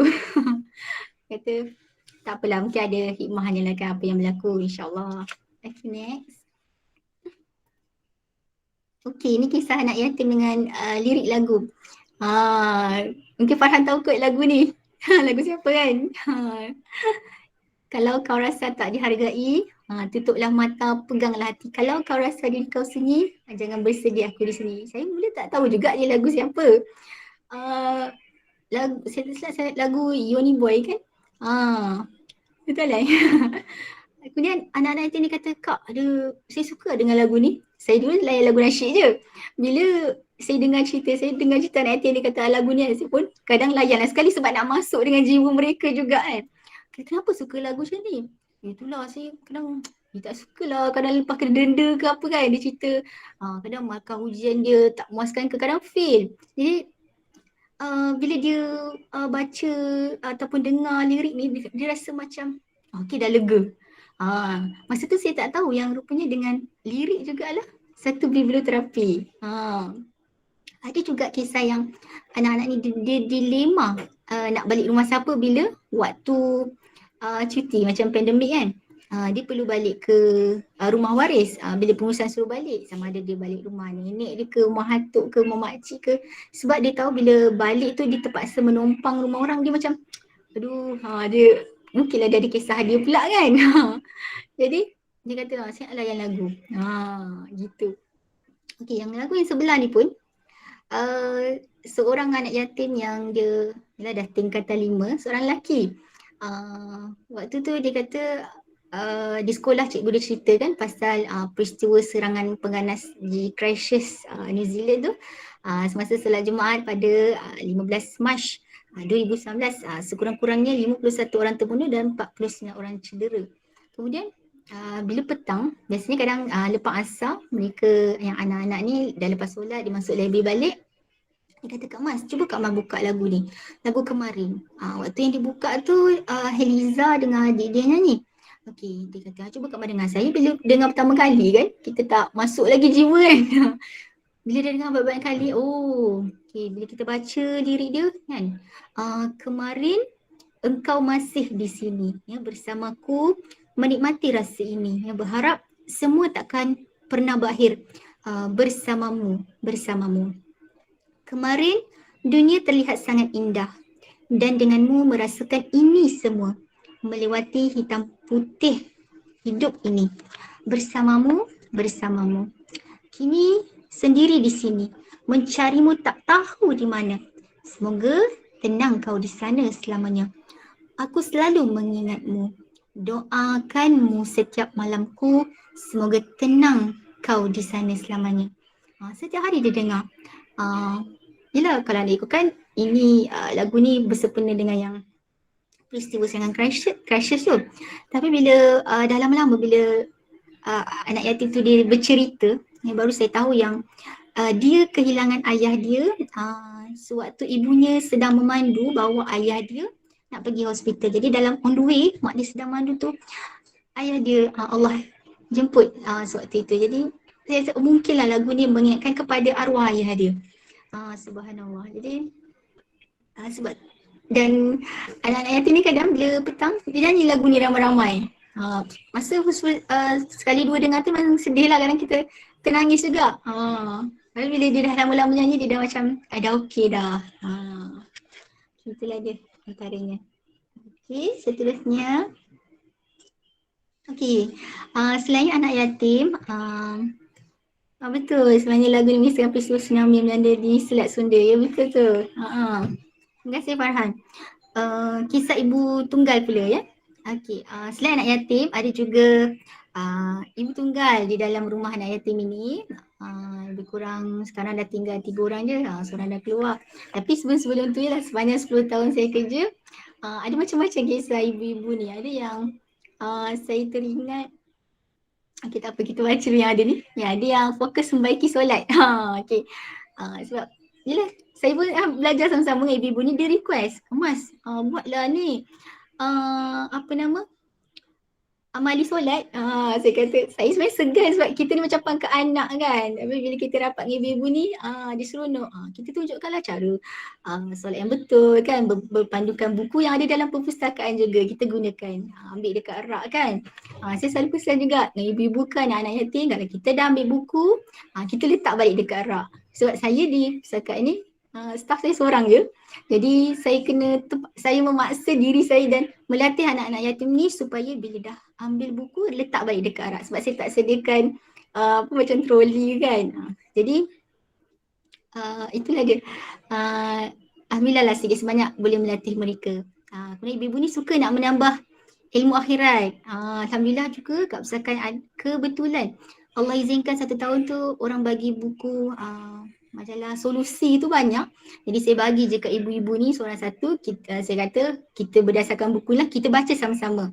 Kalau kita tak tahu, tak faham betul-betul, kita rujuk ustaz. Jadi kita boleh faham, kita kongsikan ilmu tu. Ada ibu yang minat membaca buku masakan. Akhirnya keluar jadi tukang masak. Betul. Ada ibu tu dia ialah ibu-ibu kan, suka nak tengok buku resipi. Buku resipi kadang setiap tahun saya beli sampai dia dah hafal, kata Mas tak ada buku resipi baru ke? kalau saya cerita dengan Ustaz kadang Ustaz kata dia dah buat ke semua resipi kan? Tapi dia suka nak tengok. Dia dah selalu tengok buku tu, tak tengok buku yang lain. Kemudian ada ibu yang suka baca majalah wanita ke, majalah midi kan, akhirnya dia keluar menjadi seorang peniaga. Ada seorang ibu tu yang ujung tu dia buat sekarang dia dah meniaga kuih karipap lah, kecil-kecilan kan. Alhamdulillah. Ada ibu yang pernah baca buku bisik-bisik perkahwinan, akhirnya keluar dah berkahwin. Ini saya teringat dah lama dah waktu tu. Ibu tu datang kat saya, dia kata, Mas macam mana kalau ada orang ajak kahwin? Yelah, ibu tu dah kematian suami. Jadi bila dalam tempoh yang lama anak-anak pun dah besar, tiba-tiba orang ajak dia kahwin kan. Saya kata, saya pun tak ada jawapan. Saya baru setahun jago hidup kan. Jadi kebetulan di dalam perpustakaan ada buku tajuk bisik-bisik perkahwinan tu. Saya kata, Kak cubalah baca buku ni. Saya pun tak pernah baca tapi saya rasa mungkinlah boleh membantu. Dah lama dia pinjam buku tu. Lepas dah habis tarikh pulang, dia kata, okey akak nak pinjam lagi. Okey saya bagi je lah, orang kata apa, renew je lah tarikh pembulangan tu kan. Kemudian akhirnya saya melahirkan anak kedua. Kemudian ibu tu urut saya masa saya dah pantang. Kemudian dia cakap, Mas akak nak bagi tahu. Apa dia? Sebenarnya akak dah nikah. Subhanallah, saya kata tahniahlah kak. Ni sebab baca buku bisik-bisik perkahwinan ke kan? Itulah. Tadi saya ulang kaji balik, saya teringat ada satu buku buku menjemput rezeki kan. Selalu kita jumpa, mungkin buku ni boleh jadi buku menjemput jodoh kan. InsyaAllah. Yelah, mudah-mudahan dapat jodoh yang baik, kekekalan lah hingga ke syurga insyaAllah. Okey. Apa lagi ya? Ada juga ibu kan yang suka baca buku kisah Nabi. Dia kalau dia masuk tu, dia pergi kat satu rak tu, buku kisah Nabi tu banyak. Jadi kadang-kadang dia punya 5 sampai habis. Dan dia pun dah keluar daripada asrama dah. Dia pun sama dah kahwin. Ada sesekali tu dia datang, dia kata nak melawat lah perpustakaan. Dia tengok, dia rindu kadang suasana dia membaca tu. Okey. Okey. Ni yang saya nampak manfaat biblioterapi terhadap anak yatim dan ibu tunggal. Yang saya nampak dia menambah kualiti hidup. Kadang yelah saya pun macam cakap, kita ni semakin hari kita nak menjadi lebih baik kan. Hari ni lebih baik dari semalam, esok lebih baik dari hari ni insyaAllah. Keduanya memberi keyakinan diri. Kadang kita rasa macam saya lah yang rasa rendah diri tu. Saya ni kerja rumah anak yatim je. Tapi kadang saya kata, tak, saya kerja rumah anak yatim. Jangan je tu kata letak tepi dulu. Gitu. Dengan membaca tu akan meningkatkan keyakinan diri dan menambah kekreatifan. Sebab bila kita baca, otak kita kan berjalan meneroka buku yang kita baca tu. Kadang-kadang buku tu menasihati kita dalam tak sengaja. Kita tak sedar dalam tak sedar kita telah dinasihati. Walaupun saya lah rasa tak suka orang nasihat, tapi sebenarnya nasihat tu penting untuk kita teruskan kehidupan kita. Dan sebenarnya bila orang bagi nasihat ataupun teguran tu adalah salah satu tanda Allah sayang kita. Dapat mengenal pasti minat dan tidak memaksa. Okay. Hidup lebih ceria dan bahagia. Pandai memilih biblioterapi yang serasi dengan diri sendiri. Kadang setiap orang ada, dia mungkin selesa dengan membaca, selesa dengan melihat lirik lagu, selesa dengan berkata Puan Rafidah kalau suka menonton Korea, mungkin silakan. Tapi bukan ada limit masa. Macam suami saya pun saya cakap, suka nak tengok cerita kartun dan anak-anak ni. Tapi ada had dia. Kerja sekolah dah siap, solat buat. Kemudian nak tengoklah dah mandi, dah basuh pinggan kalau dah makan. Maksudnya perkara yang mesti kita buat, kita dah buat insya-Allah. Terusnya. Saya suka kalau dalam penulisan kat FB tu saya suka tulis saya ni anak yatim, saya ni perpustakaan yatim. Anak yatim merupakan kesayangan Nabi Muhammad sallallahu alaihi wasallam. Al-Quran surah Ad-Duha ayat 6. Allah SWT menyebutkan Nabi Muhammad SAW adalah seorang yatim. Aku dan orang yang menanggung anak yatim kedudukannya di syurga seperti ini. Kemudian beliau mengisyaratkan jari telunjuk dan jari tengah dan merenggangkan keduanya. Hadis riwayat Bukhari. Dikatakan Pustakaan Mekah sekarang merupakan rumah kelahiran Nabi Muhammad SAW. Itu impian saya juga. Saya teringin nak menjejakkan di Pustakaan Mekah ni. Jika berkesempatan lah buat haji dan umrah kan satu hari nanti, teringin nak tengok Pustakaan Mekah ni insya-Allah. Okey, rasanya sampai di sini dulu kot. Nanti kita ni buat rumusan. Ini ada sedikitlah nombor akaun Pustakaan Yatim jika ada yang ingin berkongsi kasih sayang dengan anak yatim. Mudah-mudahan insya-Allah. Jadi mohon maaf dari saya atas segala kekurangan. Yang baik itu semua datang dari Allah, yang kurang tu dari diri saya sendiri. Terima kasih. Terima kasih Puan Mazia atas penyampaian pada hari ini. Penyampaian yang begitu menarik yang disampaikan oleh Puan Mazia saudara tadi, dan banyak juga input dan ilmu baru yang kita perolehi pada hari ini. Oleh itu, kita beralih ke segmen ketiga, iaitu panelis diminta untuk memberikan rumusan ataupun kata-kata akhir sebelum kita bergerak ke sesi soal jawab. So, saya dimulakan dengan Puan Haja Hasnita terlebih dahulu dan diikuti dengan Puan Mazia Mustafa. Dipersilakan. Terima kasih Pak Farhan. Saya nak ambil kesempatan ni nak menunjukkan video sedikit.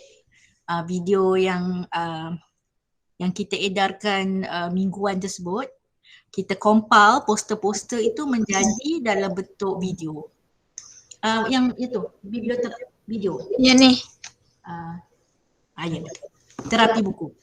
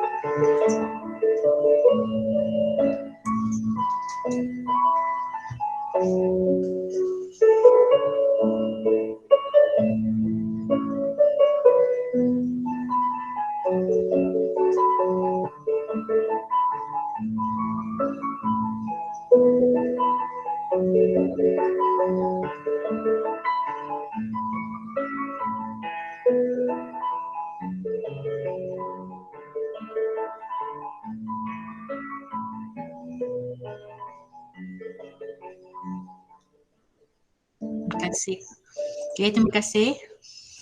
Inilah antara yang tak apa. Ini antara siri yang ketiga tadi. Kita dah ada dalam lebih 10 siri. Apa yang saya lihat, kita selalu menggunakan apa yang ada di dalam Google tapi kali ni kita rasa macam kita nak sedikit ada sentuhan pada kami lah.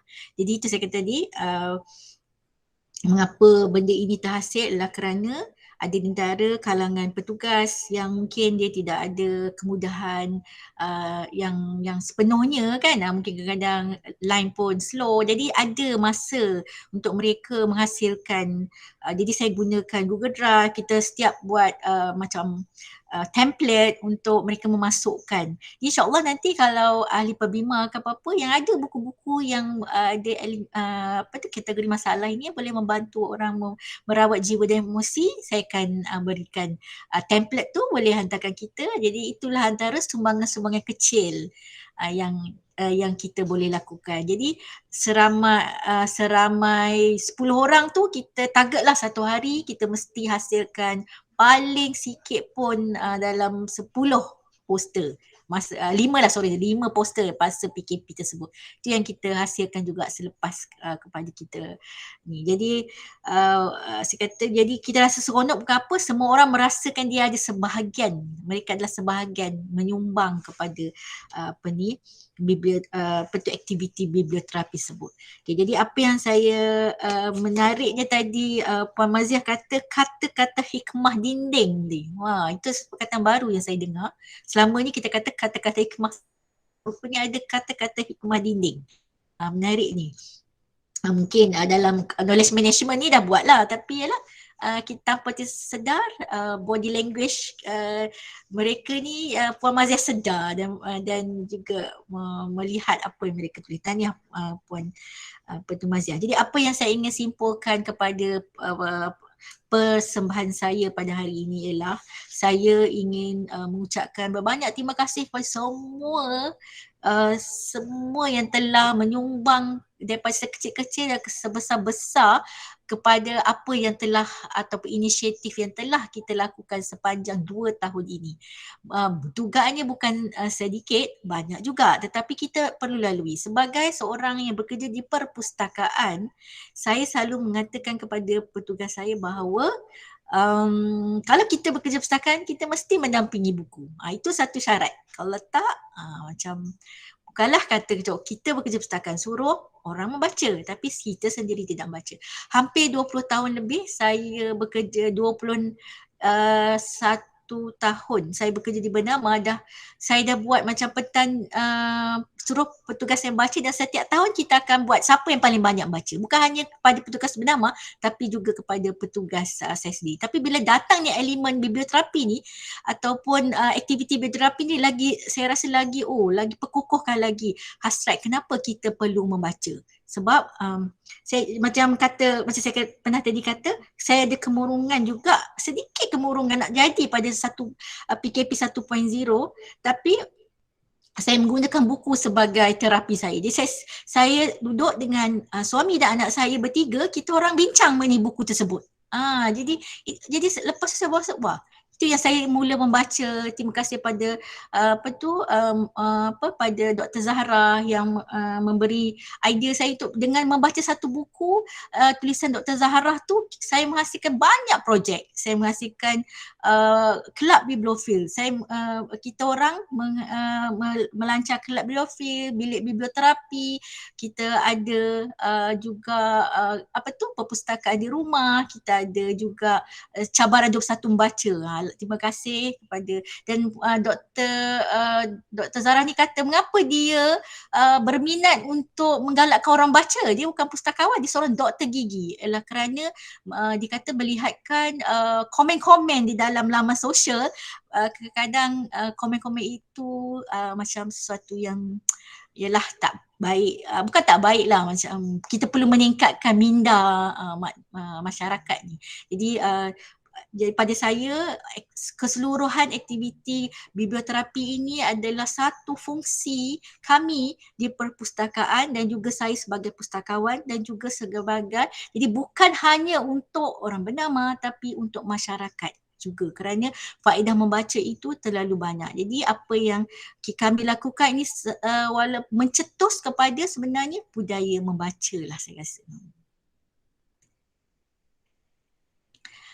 Okay, ada Puan Seterusnya Puan Mazia. Okey, terima kasih Farhan. Tahniah untuk Puan Hasnita. Seronok bila dengar banyak aktiviti yang dilakukan oleh Puan Hasnita dan bernama. Dan bahagianya saya rasa bila ada ketua macam Puan Hasnita ni. Dia ada banyak idea, dia boleh kerahkan staff. Macam saya ni, suami saya suka cakap saya apa? Saya lah kuli, saya lah bos kat situ. So waktu saya diberikan tugasan pun ustaz kata, okey mas ni pusakaan, suka hatilah nak buat apa. Janji kau jangan jahanamkan pusakaan ni dah. Itu yang saya pegang sampai sekarang, subhanallah. Okey, saya kesimpulannya ada dekat slide juga, kalau boleh buka semula.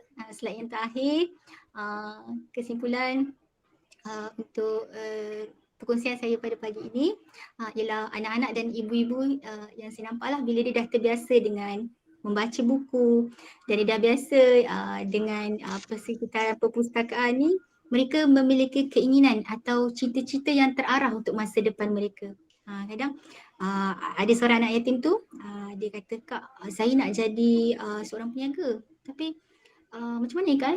Saya kata, kak tak tahu tapi cubalah baca buku-buku yang boleh berkaitan dengan orang berniaga. Kalau tak suka baca buku yang berat, mungkin boleh ambil buku. Kebetulan ada buku kanak-kanak tu, tajuk dia Jutawan Apa saya tak ingat, tapi buku tu ni buku kanak-kanak, buku cerita nipis dia. Walaupun dia dah tingkatan 5, saya bagi dia baca. Dan lepas dia baca, dia kata, wah menarik kak buku ni.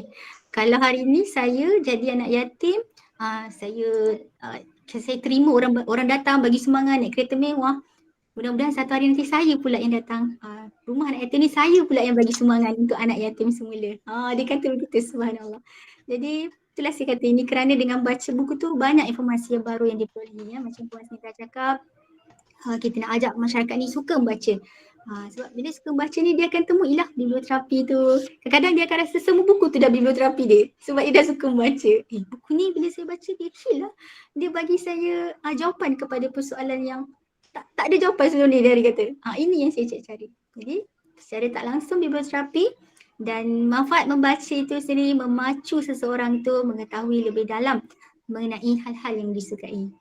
Kalau dia suka mengenai haiwan-haiwan, dia akan kaji kenapa haiwan ni ada dua mata, kenapa haiwan ni menjala dan sebagainya. Kalau yang kanak-kanak kan, kalau yang ibu-ibu ni dia tengok resipi ke, dia kata kenapa saya buat kuih ni tak jadi.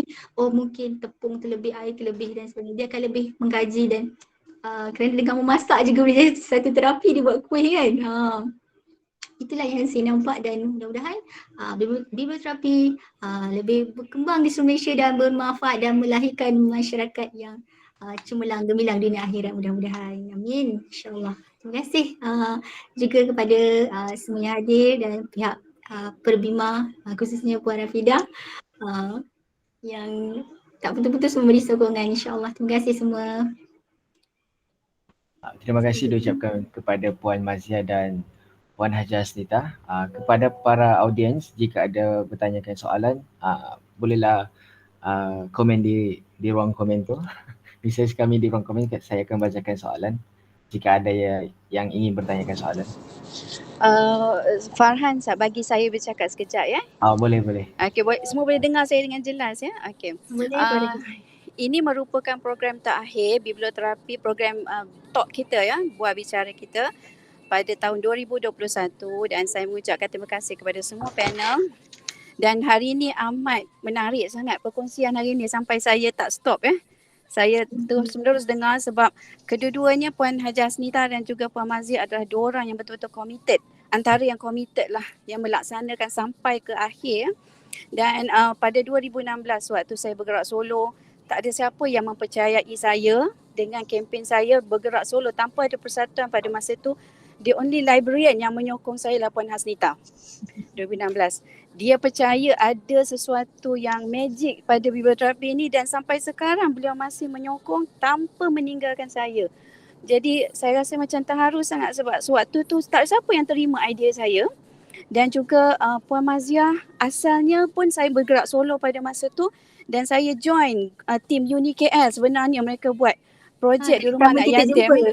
Ya, pertama kali jumpa dan beliau macam terpikat dengan biblioterapi dan sampai sekarang pun tidak pernah meninggalkan saya. Jadi kepada ahli-ahli esko lain yang memang setia dengan saya, terima kasih. Dan juga perkongsian hari ini saya harap dapat membuka mata kepada semua bahawa ada yang terbaik yang kita boleh dapat daripada pembacaan. Walaupun bukan daripada buku, tapi aplikasi tu kalau kita percaya, insya-Allah ianya akan memberi hasil yang positif dan bermanfaat kepada kita dan juga seluruh rakyat Malaysia. Jadi dengan itu saya ucapkan tahniah dan terima kasih kepada semua yang join program dan sehingga kita berjumpa lagi pada tahun hadapan dengan program aktiviti yang menarik dan insya-Allah akan ada bengkel asas biblioterapi yang dilaksanakan bersama bengkel lanjutan. Terima kasih. Tahniah sekali lagi. Saya juga ingin mengucapkan tahniah kepada Puan Rafidah. Semangat dia memang tegar lah. Dan saya tahu apa dugaan-dugaan yang dia lalui sepanjang sehingga satu tahap kita boleh cakap Puan Rafidah, apa kata kita slow down dengan biblioterapi ni. Sampai tahap Ya, pernah betul, kita bercakap benda tu. Sampai nak give up dah. Tapi kita tak pernah give up dah rasanya. Ya, betul. Walaupun ni dengan semangat kita ada bertambah-tambah, tapi kita kena kita tahu matlamat kita sebenarnya. Dia tahu apa nak buat. Inilah yang akan kita bawa juga ke akhirat nanti, sumbangan kita kepada masyarakat walaupun sikit, sebab kita tahu emosi dengan minda ni sesuatu yang mengawal badan kita. Kan, cantik mana pun kita, kalau kita tidak stabil emosi dan minda kita ni, memanglah kita akan tidak boleh melakukan perkara lain. Kalau diri kita tak terurus, macam mana kita nak memberi manfaat kepada orang lain? Macam mana kita nak meningkatkan amal ibadah kita? Bagaimana kita nak menampung setiap hari? Jadi macam salah satu pengalaman saya tu, sebenarnya banyak pengalaman saya secara official tak official dengan masyarakat sekitar, petugas dan juga orang bernama dan ramai. Macam bila dia kata apa tau, membaca buku tu dia boleh tahu di situlah kesilapan dia. Ya Allah, saya rasa gembira dalam hati tu cakap bila dia kata, oh selama ni mungkin saya tak lakukan ini rupanya dengan membaca buku tu membantu saya berfikir sesuatu yang di luar saya punya pemikiran. Mungkin selama ni kita tak berdamai dengan takdir, kita selalu salah takdir, tapi bila baca mungkin ada juga macam kematian yang terkejut kan. Tiba saya bagi dia perkataan tu dalam buku, bukan saya punya perkataan tapi dalam buku. Oh dia kata memang kalau ikut kematian ni kita tak pernah pun bersedia. Tidak ada orang pun bersedia. Tapi macam tadi Puan Maziah kata, sebenarnya Allah bagi dugaan pada kita ialah untuk meningkatkan darjat kita. Tapi kita boleh rasa kecewa. Dalam buku juga ada satu perkataan, kita boleh rasa kecewa. Tapi jangan jangka masa yang panjang. Kalau kita tak kecewa, nanti kita jadi riak pula kan. Oh, aku tak kecewa lah. Semua datang aku boleh berjaya. No, tidak boleh. Dia akan ada satu, macam saya kata dengan anak saya, mama ada 10 hari, 7 hari itu mama hebat, 3 hari itu mama lemah. Dia tahulah bila 3 hari saya tu, bagaimana saya rasa down dan saya akan ambil. Dia tahu bila saya mula mengemas rumah, bila saya mula menggunakan terapi saya, dia tahulah ada sesuatu yang mengganggu minda macam saya kata tadi. Begitu juga saya harap anda semua jangan kita lepaskan rasa marah kita. Mungkin kita boleh menelefon kawan-kawan kita, itu pun salah satu sebab. Kan macam saya rasa Datin dan kat sini kadang-kadang cerita juga dengan Datin kan. Datin Nomadiah ni kawan saya ni, kawan kebun saya, kadang-kadang cerita. Ada masa kita perlukan juga berkomunikasi. Tetapi buku itulah adalah kawan yang terbaik sebenarnya. Dan juga terapi kebun, saya kata terapi kebun. Tapi apa juga kalau kebun pun kita kena membaca. Macam tadi Maziah cakap, nak memasak kena baca resepi. Bolehlah dapat juga, tapi membaca juga tak semesti membaca tu daripada buku, tapi daripada banyak medium. Jadi kita kena tarik balik. Sebab tu pernah Puan Rafidah mereka mengatakan bahawa buku membaca ni dah tak relevan. Okay? Betul. Jadi dia kata membaca buku, tapi sebagai semangat seorang pustakawan, saya rasa Iqra' tu dah menunjukkan bahawa kita kena membaca. Dan juga Tuan Haji Japri kata bila kita membaca, mengamalkan biblioterapi, membaca dan segalanya membentuk tamadun. Jadi itulah, kita tak sangka rupanya dengan membaca, kalau bukan kita membaca, orang lain baca, itulah yang akan membina tamadun. Saya sangat menarik dalam perkongsian Tuan Haji Japri itu mengatakan bahawa daripada kita jahil sehinggalah kita membina tamadun, melakukan aktiviti. Daripada mana? Sebenarnya daripada Iqra' tadilah yang kita menjadi. Tapi kita selalu kata, membaca ni, orang dah tak baca. saya rasa fakta itu adalah jangan tak berapa bagus lah cakap kata orang tak baca sekarang ni. Kan tak baca buku, membaca macam aja, tapi kena juga tapi apa salahnya kita pegang buku. Kan buku tu adalah satu ni membuatkan kita rasa lebih rasa tenang, lebih seronok, kita enjoy, kita melihat, dan buku sekarang macam-macam menariknya, bukan hanya perkataan saja, dengan image dan warna dan sebagainya. Betul, setuju. Ada sebarang persoalan lagi, pertanyaan daripada audiens? Jadi akak ialah pengurusi bagi jawatankuasa tetap Pusat Sumber Sekolah Cik Nurmadiah ya.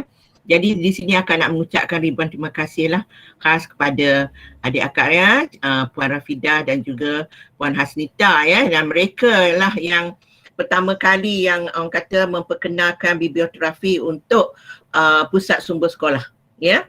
Jadi akak bagi pihak GPM ataupun guru perpustakaan dan media mengucapkan ribuan terima kasih khasnya kepada mereka berdua dan juga kepada adik-adik lainlah di Bernama, di mana daripada perpustakaan biblioterapi di Bernama yang akak banyak ambil gambar, kemudian akak share dengan grup perpustakaan sekolah, di mana mereka juga sudah mula membina, orang kata membuat satu sudut lah untuk biblioterapi khas untuk warga sekolah, dan mereka juga buat orang kata sudut khas untuk GPM tu sendiri, di mana mereka mengumpul buku-buku mengenai dengan pengurusan pusat sumber ya.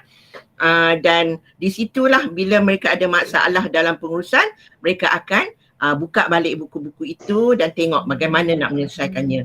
Jadi syukur alhamdulillah lah akak, orang kata dengan adanya sudut biblioterapi, selain daripada banyak sudut yang kita dah ada di sekolah, jadi ini ialah akak rasa sudut yang terbaru lah yang dibuat di sekolah, dan ni sekolah pun dah nak buka, jadi sekolah juga dah mula mencari buku-buku khas untuk murid ya, dan juga untuk guru-guru untuk diletakkan buku-buku jenis biblioterapi supaya jika mereka ada masalah mereka bolehlah terus pergi kepada sudut itu, tak perlu lagi lah pergi ke rak-rak untuk mencari buku-bukunya ya.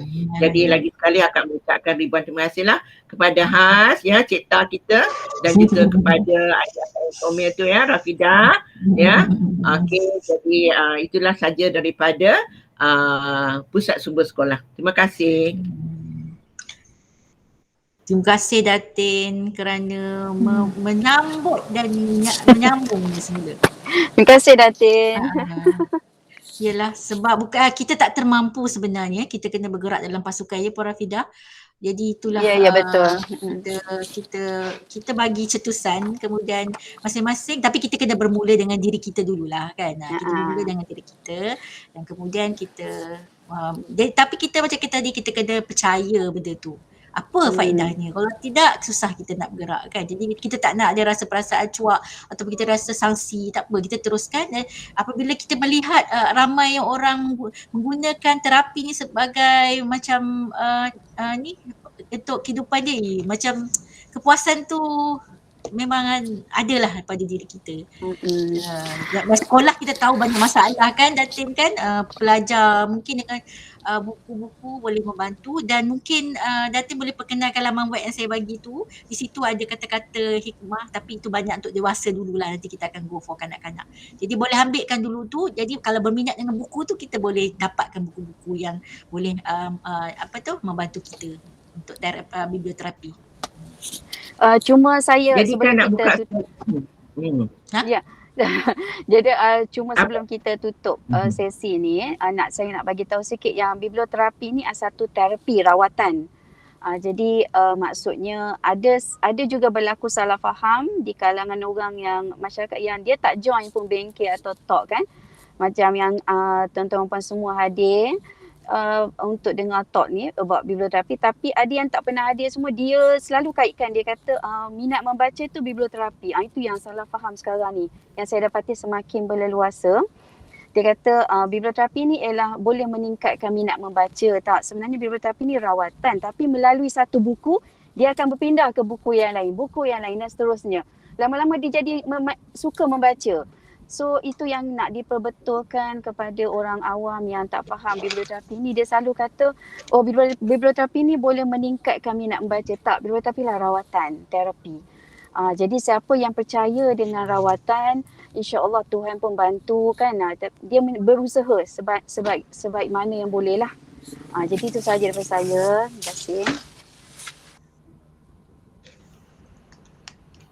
Terima kasih Puan Rafida. Kita ada Prof Maja Dr. Wan Satira. Prof. Assalamualaikum warahmatullahi wabarakatuh. Waalaikumsalam. Minta maaf saya tak buka kamera, saya tak presentable sekali ni. Kelang kabut buka lah. Memandangkan ini last session kita untuk tahun ini, acara mingguan ni, saya ingin ambil kesempatan jugalah mewakili Satuan Biblioterapi Malaysia selain daripada Presiden sendiri, wakil-wakil exco lain kan, dan juga from my personal perspektif tentang biblioterapi ini sendiri dan perjalanan Perbima. Saya sebenarnya dari bidang yang sangat berbeza lah, dari bidang undang-undang kan.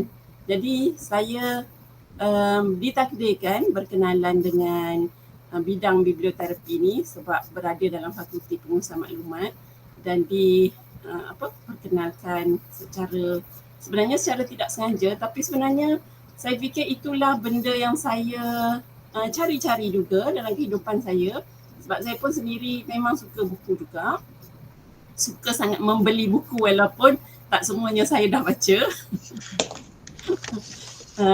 Dan saya dapati dalam perkembangannya sejak daripada Persatuan Biblioterapi diwujudkan, sejak sebelum saya kenal Puan Rafida sendiri yang katanya dia memang bergelut sendirian setelah pengalaman beliau pergi ke Korea dan melihat konsep itu betapa baiknya untuk diamalkan di Malaysia sendiri dan cuba memperkembangkan di Malaysia tapi kurang sambutan dan sebagainya, dan alhamdulillah beliau dipertemukan dengan seorang biblioterapis dari Indonesia. Sejak itu kita berkembang dan saya pun tercampak sama dalam tu. Saya merasa sangat seronok, sangat pleasure dan sangat bersyukur berada dalam komuniti kita yang kiranya sekarang ni saiznya kecil lah. Kita saja macam hari ni pun 23 orang yang hadir kan. Kecil tapi signifikan sangat-sangat, dan kita doakan semoga bidang biblioterapi ini berkembang dengan baik di Malaysia dan kita adakan projek-projek dengan negara lain jugalah setakat ni dengan Indonesia, dan ada juga kita berhubung dengan Bangladesh. Yang menarik juga kat sana sebenarnya ada seorang yang betul-betul membangunkan biblioterapi, dia bersendirian. Dia selalu juga minta nak join kita, tapi dia of course lah kita buat dalam bahasa Melayu kan. Of course dia tak faham, tapi dia selalu je mencuba untuk join kita punya program lah.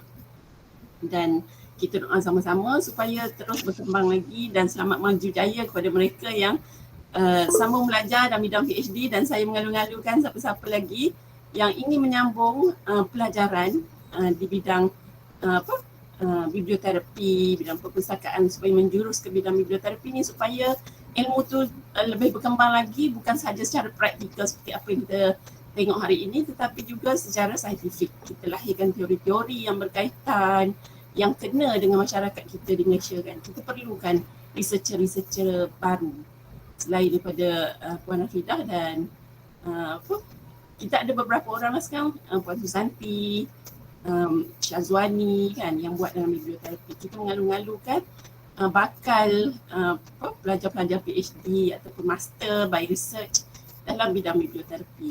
Itulah harapan saya. Terima kasih. Terima kasih Prof. Seterusnya saya berjumpa Encik Ramlan untuk berikan sepatah dua kata. Encik Ramlan. Assalamualaikum. Waalaikumsalam Encik Ramlan. Tim, rakan-rakan, saudara Farhan. Terima kasih. Saya nak acknowledge lah apa nama ni. Saya ingat demam-demam ni tak nak cakap, tapi sebab dah last kan, nanti tak kebah demam saya. Apa nama ni, terima kasih pada yang mendoakan isteri saya. Lepas tu saya nak komen pasal program yang bernama buat di bawah Puan Hajah Hasnita ni. Saya rasa kedis sangatlah saya nak komen. kan. Ini dah superb sangat lah kan. Cuma apabila Puan Maziah apa nama ni, bagi tahu apa dia buat program dengan anak-anak yatim, apa nama ni, dan dapat apa nama ni, surat-surat cinta tadi tu, yang kecil-kecil tadi tu, dia rasa terharu dan sebagainya. Saya memang cemburulah. Sebab kalau dengan anak-anak yatim di tempat saya pun ada juga, ramai juga anak yatim di tempat saya ni, dia dalam penjara Sungai Buloh ni. Tapi kalau saya dapat surat cinta macam tu, disaster lah. Saya tak berpeluang lah nak dapat word macam tu. Cuma apa nama ni, bila apply biblioterapi ni, satu bila kita terperangkap atau terkongkong, dia lebih buku ini ada satu escapism yang sangat luas lah kan. Dan setiap buku apa nama, once bila kita baca, dia akan mencambahkan horizon kita lah kan, sudut pandang kita, menyebabkan kita lebih tenang kan. Bukan masalah itu yang berat, tetapi selama mana kita pegang masalah tu berat dan kita tahu macam mana nak handle emosi, tahu bukannya sekadar tahu bila horizon kita luas ni, kita takkan rasa berat dengan benda-benda yang sebenarnya remeh pada orang lain, sebenarnya sepatutnya remeh pada kita, tetapi kita rasa berat sebab apa? Ufuk pemikiran kita terlalu kecil lah. Dan antara yang isteri saya minta, Puan Nurul minta, dia minta saya pilihkan buku sebelum dia ke Maib Sedang semalam. Dia minta saya pilihkan buku dan saya agak susah lah nak pilih buku, sebab walaupun dia pun 40 tapi jiwa dia terlalu remaja. Dia saya buku-buku kat rumah ni tak banyak buku love story ni. Jadi adalah beberapa buku yang saya bagi pada dia, yang saya rasa quite sesuai dengan beliau, dan antaranya saya bagi pada dia ialah buku Animal Farm, untuk dia baca di sana. Tak tahulah kalau dia habis baca, insyaAllah dia buat dah buku lepas ni, wallahualam lah. Sebagai akhirnya keep stay safe lah. Saya sendiri pun tak sangka dalam kita duduk jaga-jaga tu kena juga fasa ni dah menurun dah. Tiba-tiba yang masa menurun pula kena. Padahal saya buat sesi dengan banduan semua, adalah banduan yang kena COVID dan sebagainya, tapi tak lekat. Dan saya pun alhamdulillah 3 kali test pun negatif. Tapi family saya boleh kena juga kan. Itu takdir daripada Allah SWT. So saya ucap terima kasih pada semualah yang struggle lah bersama-sama, dan terima kasih Puan Fidah bagi saya banyak peluang untuk terlibat dalam biblioterapi ni. Terima kasih semua. Assalamualaikum warahmatullahi wabarakatuh. Waalaikumsalam. Seterusnya Umi. Okey, terima kasih Farhan. Umi dah macam tak tahu nak cakap apa. Dengan tahniah diucapkan pada Puan Hajah Hasnita, pada Maziah ya, yang telah berkongsi pengalaman, dan berdasarkan kepada perkongsian tu, Umi rasa ya Allah, kerdillah sangat. Ya, terlalu sedikit sumbangan Umi dalam biblioterapi ini. Sebab Umi lebih kepada story terapi, ya, storytelling, lebih kepada itu. Dan Umi banyak berkongsi dengan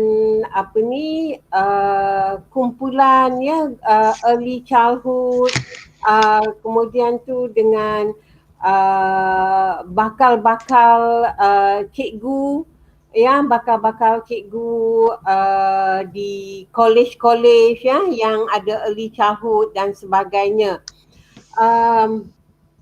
Itulah Allah, apabila Maziah dan Puan Hajah Hasnita kongsi tadi, Umi rasa Umi ni jauh sangat nun, di hujung tunnel sana nun. nak mulakan perjalanan ya sehingga ke tahap maziah yang dapat surat-surat cinta tu. Baik dah. Itulah dia. Jadi alhamdulillah perkongsian ini banyak orang kata membuka jalan lah juga pada Umi untuk teruskan ya. Kenapa pula? Sebab Sebab lah. Emosi pula tiba-tiba. Itulah dalam perjuangan biblioterapi kita ni. Okey, itu je lah. Tak boleh cakap dah Pak An. Jangan sebab Umi. Umi, kaedah tadi tu kan Umi, yang last tu storytelling tu Umi. Perasan tak? Yes. Jadi Umi sebenarnya dah memegang satu pillar tu dah. Dah buat satu benda dah.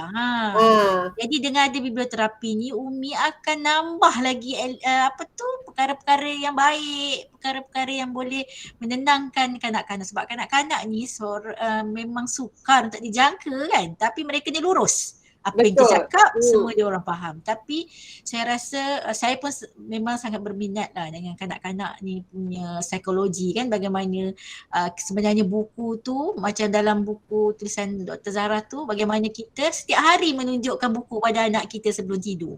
Jadi dengan kiranya Umi ni akan menjadi satu booster lah juga kan untuk mereka menerangkan buku, dan mereka akan yalah macam Puan Fida kata, tak meningkatkan minat baca, tapi akan menggalakkan kita juga meningkatkan lagi budaya membaca kita. Jadi Umi jangan fikir, tadi saya cakap dengan Mazia, semua orang ada kelebihan dan kelemahan masing-masing.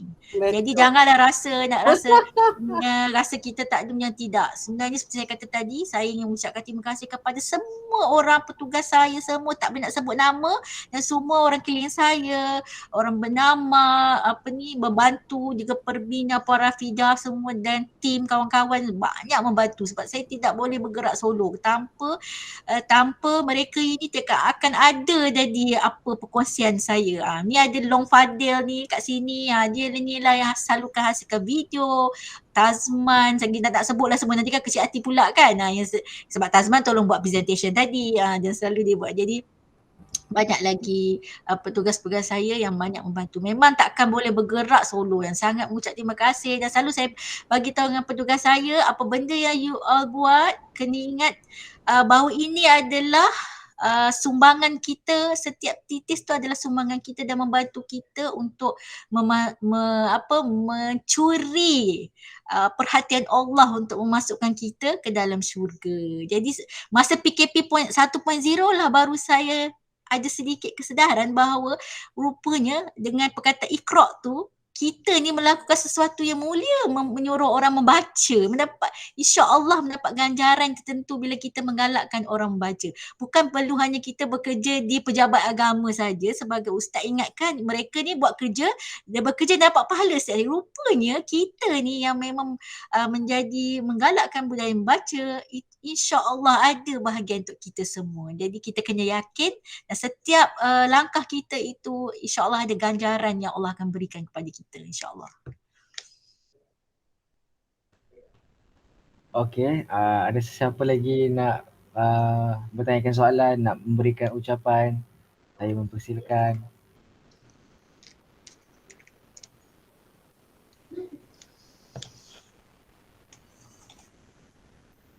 Nampaknya kita dah tak ada audiens yang nak bagi ucapan ataupun nak tanya soalan. So alhamdulillah kita sudah berada di hujung program. Saya Al-Farhan bin Muhammad Syamil, wakil daripada pihak penganjur, ingin memohon kemaafan atas kesulitan dan permasalahan yang berlaku sepanjang program ini berlangsung. Sebelum mengakhiri program kita pada hari ini, bagi yang tidak keberatan bolehlah sama-sama membuka kamera untuk sesi fotografi. Diminta kru teknikal bersedia ya. Aziz. Agak Aziz. Nanti kira Aziz. Kamera Umi rosak, tak boleh. Kalau Umi baru nak takkan sama-sama bergambar sama-sama dengan Umi ni. Tak apa, nanti kita berdua. Okey Umi, kita PMP. Alright, Zila nanti kira Zila. Ini Dah ada sudah semua. Ada lagi kaya nak buka? Ada kat sini ini. Okey. 1, 2, 3. Alright. Sekali lagi. 1, 2, 3. Alright. Terima kasih. Alright. Okey. Sekali lagi Terima kasih saya ingin semua. mengucapkan ribuan terima kasih yang tidak terhingga pada ahli panel dan para audiens yang menghadiri webinar kita pada hari ini. Semoga kita bertemu lagi pada masa akan datang dalam program Anjuran Berbima. Terima kasih semua. Terima kasih. Bye-bye. Terima kasih sudi mendengar. Minta maaf kalau ada kesilapan. Terima kasih. Kalau ada Okey. silap kata-kata. Tahniah Terima Farhan. kasih.